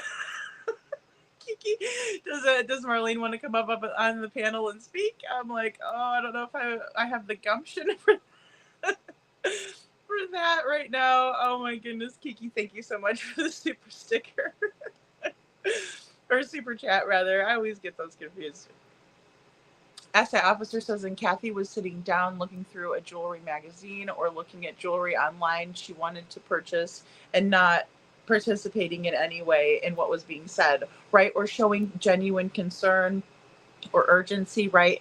Yeah, according to Seth, I agree, SI officer, it was said that, they're talking about vacationing and about how what jewelry Chris is going to be buying for her, and they're just kind of laughing it up, and the only one that was crying was Katie. And it was quite the scene, right? Especially, that would irritate me. I mean, that would just irritate me right off the bat to hear anyone in the room talking about anything other than a missing child, my missing child, if I was the parent, C. Taylor says someone wants to distract from Bobby's interview not working. Exactly, C. Taylor. I feel that. Yes, that's what Seth observed when he arrived that morning. No concern, no urgency, nothing. Yeah, Babs, it's just unbelievable. And weird, right? Because I would be like, does no one care about my child right now? Is no one taking this situation seriously? Is no one, well, and again, it was odd. I'm going to bring up Melissa's post again. She says 6:30 they were out looking. But obviously not. They were in talking about the jewelry, unless she was out there looking, because again, we haven't really got an identifier that Melissa was there, not to my knowledge anyway.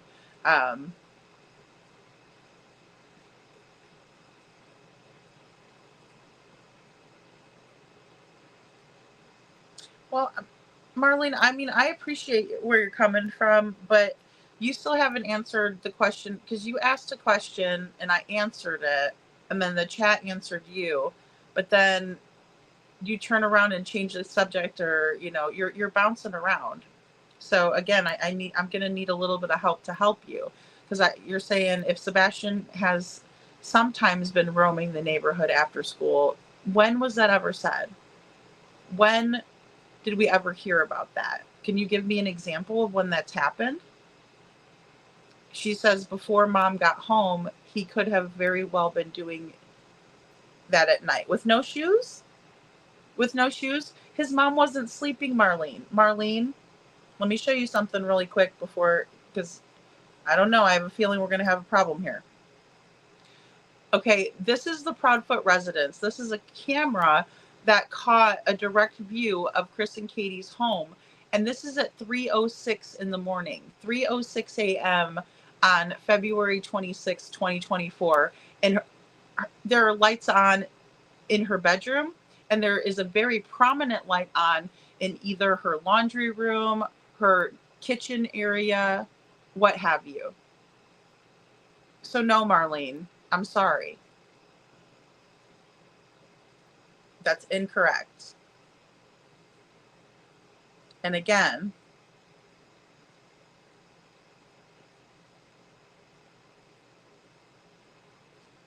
what? Well, okay, I do know what you're talking about, Marlene, about that someone alleged that Sebastian was found hiding under a car, and I do remember that. So yes, I do remember that. But here's the thing, that person came out and realized that that was a mistake. So even though they had said that, they thought that was Sebastian, it was not. It was found not to be Sebastian. But I could totally see how that would be confusing. But yeah, we have to go with what we're seeing on the cameras, because the cameras aren't going to lie. People lie, people get things wrong, people misperceive things, and that sort of thing. But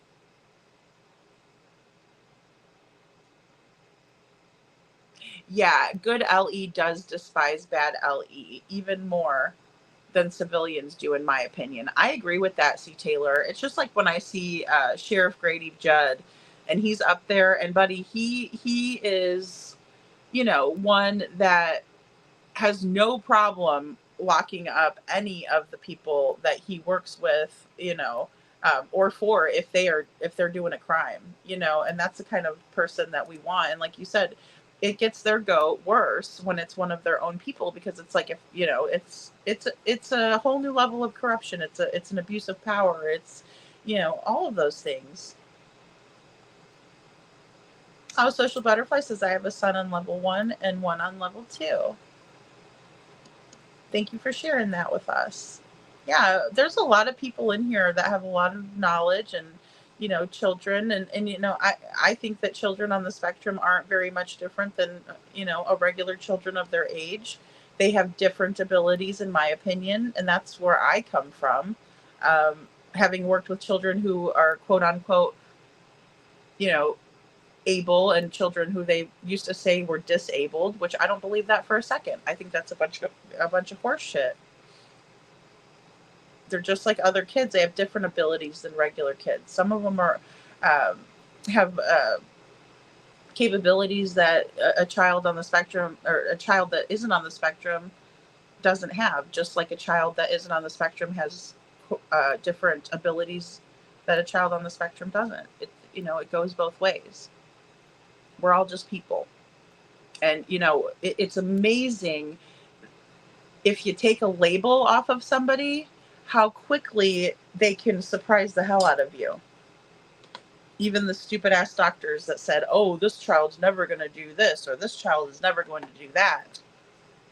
Well, bullshit, because I've watched them do it. Something that a doctor told their parents that they'd never do. So that's where I stand. So, it's really irrelevant whether a child has behavioral issues, disabilities, different abilities, able abilities, whatever. It's really irrelevant.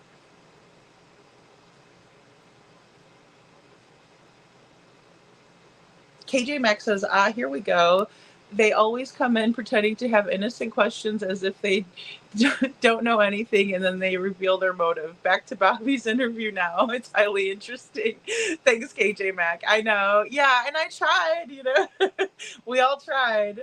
It's just frustrating. It's like, I'm asking you a question back, and you're not, being polite enough to at least address it, especially if you're going to be so pointed as to ask a question like, who really cares about this missing kid? Why should we talk about him?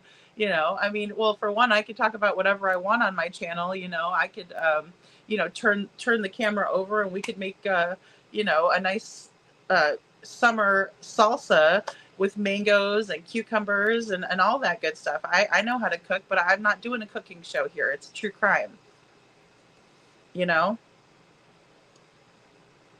C. Taylor says, people who research the case that know all 3 parents have said on camera in interviews at various times that Sebastian didn't roam and hadn't ever previously eloped. Yeah, that's such a great point to remember, C. Taylor. Thank you.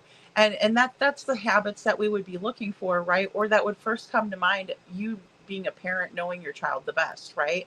Now, a child with behavioral issues, yeah, I could see that as well, right?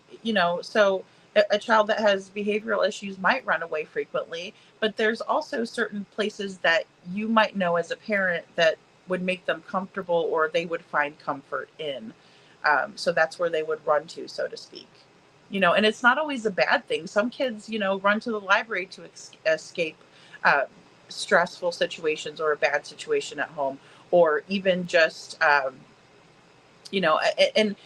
I would urge anyone, and again, I'm not an authority on parenting whatsoever, at all. I'm just saying that I would really re-examine yourself if your child has a behavioral issue, rather than just focusing all of the examination on the child, because there's got to be a reason why that child is acting out, whether they're hurting in some way because someone else hurt them. It's not always the parents, but you have to look back on your own parenting and how you raise the child up.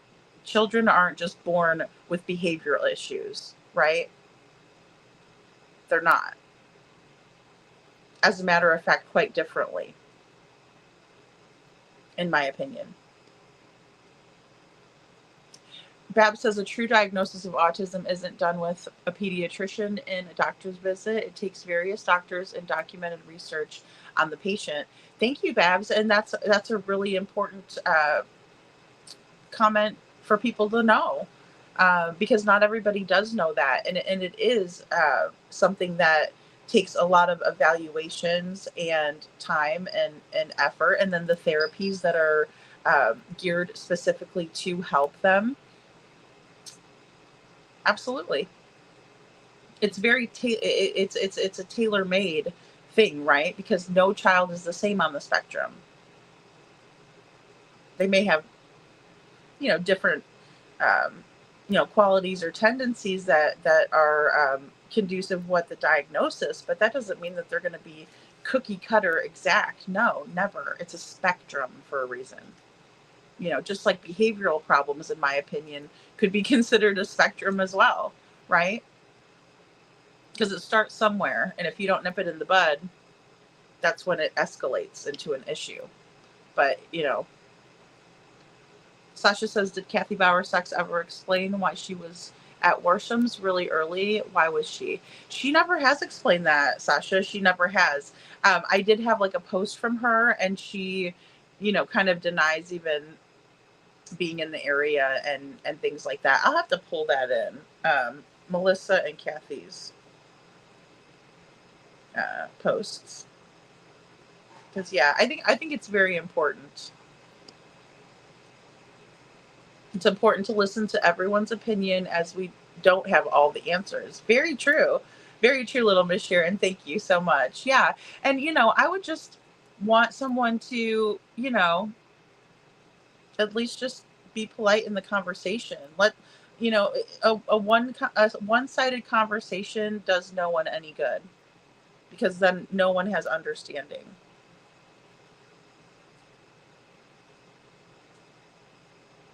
Well, Marlene, I understand that opinion. I don't think Sebastian's on the streets of YouTube. I mean, he's obviously on my page because, I spread awareness about him. But no, I don't think he's going to be found on the streets of YouTube.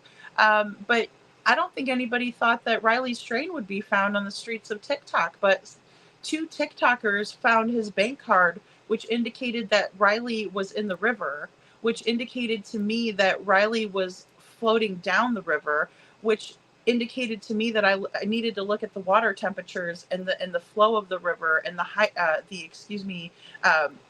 water level of the river to figure out when we would actually find Riley. And I'll tell you, I called that one because I did my own calculations, and I'm horrible with math, but I knew that he would be found 10 days later because his bank card was found on the bank.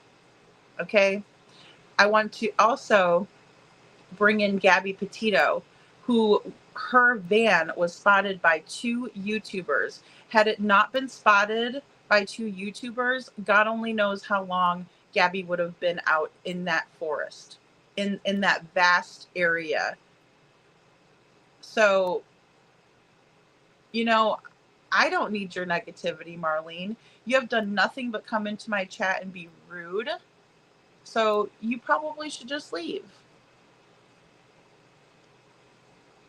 No wonder if Sebastian was socially awkward, look at the idiots he lived with. Well, no wonder. And especially when you have somebody like Marlene. Marlene, you have behavioral issues, sweetheart.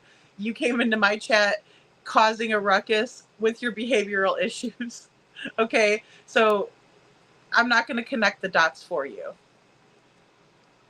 But think about your statements, reread them, and you might figure that behavioral issue out a little bit. And like I said, again, you might want to go find a mirror and figure it out. Thank you, C. Taylor. I appreciate you. And again, you know, that those are the distractions, and the negativity is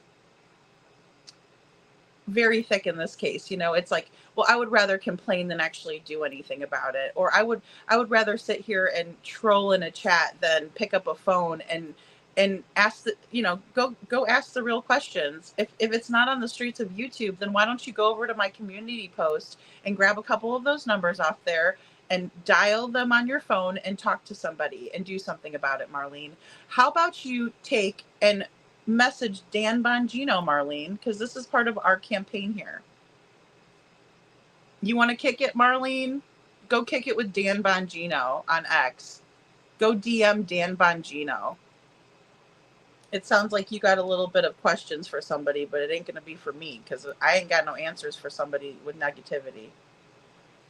C. Taylor says, I'm here because I choose to be here. You have the same choice and you've chosen to be here, it seems.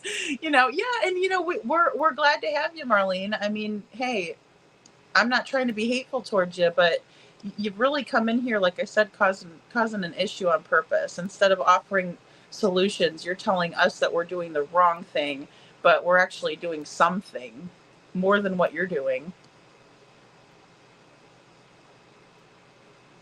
Well, and see, little Miss Sharon, that's why I love you guys, because you're right. We all have our own lives, but we also choose to care about Sebastian Rogers and his dad, and we feel his pain of losing a child. You know, and I also think that those rude and negative comments contribute to people not talking about Sebastian like they should. And I really do, you know.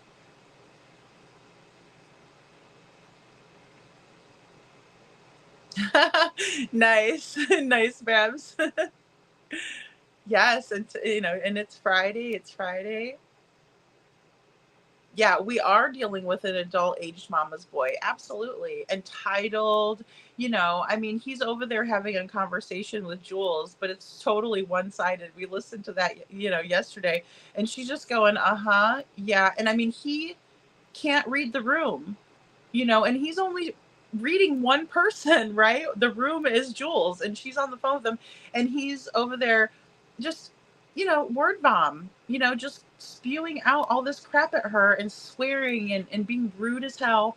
And, you know, and she's just going, uh-huh, yeah, oh, really? You don't say. You know, kind of a thing. And he doesn't even realize that he's dominating the conversation. It's not a conversation when it's only one-sided. Oh, I love your boldness, Kiki. Ava says, I have 2 nephews on the spectrum. ABA therapy is helping them so much. Oh, thank you, Ava, for sharing that. Yeah, absolutely. And hey, as parents, we don't have all the answers. That's why there's professional people, you know. Therapy is the bomb. I'm telling you, it helps tremendously, especially if you're willing to work at it too. KJ Max says, does Kathy Sachs even have any empathy at all? Looking at jewelry, getting her hair done, defending her. Yeah, exactly. Defending her ill-behaved spawn. And then she seems more concerned about everything but Sebastian. Yeah, and you know, we know that he wasn't treated like part of the family. We know he wasn't brought on the Disney vacation that allegedly all the children were brought on. All the grandbabies were brought, but Sebastian? Who does that? You've got to be a cold-hearted person. And I'm not talking about in a good way. I'm talking about a stone cold, frigid person, right? Bab says KP's ride around that morning was only for show, and she already knew Sebastian wasn't anywhere near there, in my opinion. I agree 100%. Yes, she knew. Thank you, KJ Mack. Yes. I love how you read my mind. Detroit Rock City said to Kiki. Bab says, KG Mack, I don't think any of the Sox cared for Sebastian at all, and I think her relaxed demeanor indicates that they all knew where he was. Well, I agree there, Babs, and that they, or excuse me, and that she had everything to do with it also. I think that's true as well, just based on, like you said, all of those factors combined: the demeanor, the lack of care or compassion or empathy, or even, you know, if it was unexpected, it would definitely have been something where everyone was shocked, right? But if it's expected, that's why it's so nonchalant, in my opinion. So I agree. Well said.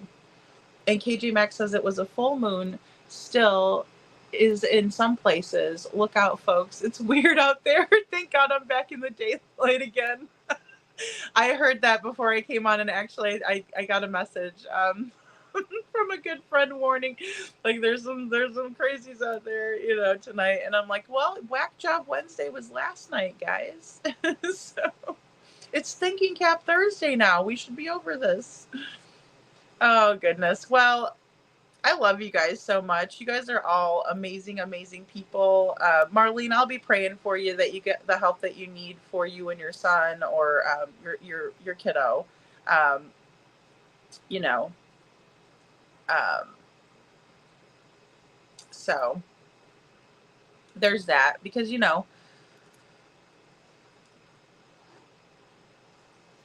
there's good resources out there. Tomorrow we're going to go over some things. I still haven't fully planned some of it out, but I'll be working on it most definitely for all of you guys tomorrow. I'm trying to think if there's anything else. And I'm sorry I kind of got behind in the chat a little bit, because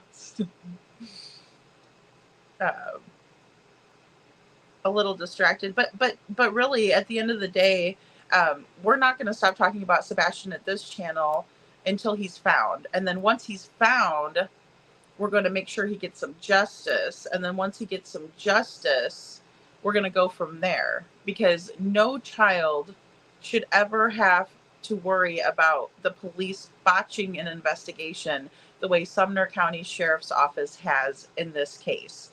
You operate all angles until you have a solid angle.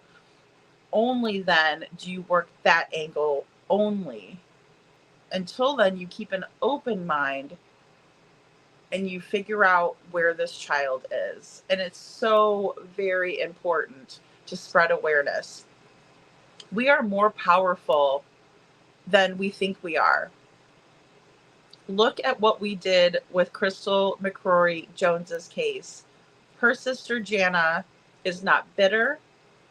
She is relentless. She is fearless, and she is thirsty and hungry in the pursuit for justice for her sister, and she is changing things, and we helped her do that.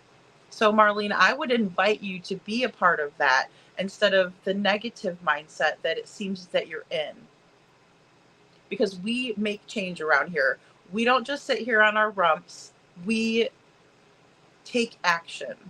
So again, I will please, I'm begging you guys. What do I have to do? I'm grifting for Dan Bongino. But I do. I really think that this is so important. Sorry, I've lost his deal. So very important to get a hold of Dan Bongino. Write him a letter, send him a DM, tell him hello, tell him thank you for all the work that he's doing, but we have something else that we need from him, right? And then go to my post. I need to make up a video. I just need to go ahead and do that. That way it'll be all in one spot. But if you go over to my community post, there are tons of phone numbers over there that we all need to be making calls for, right? I mean, tomorrow's Friday. Again, just remember, guys, it's better to be kind and be concise and to make good points, they'll be well received. But if we're nasty and hateful and frustrated when we get on, that won't work. So, I just urge you guys to be kind and, courteous to these people. But, be ready with some questions. If you have to write it out and read it while you're talking with these people, they have to listen to us. It's their job to do so. And so I just really want to see, um, oh, really, Sabrina? Well, and there's just some rotten, hateful people out there.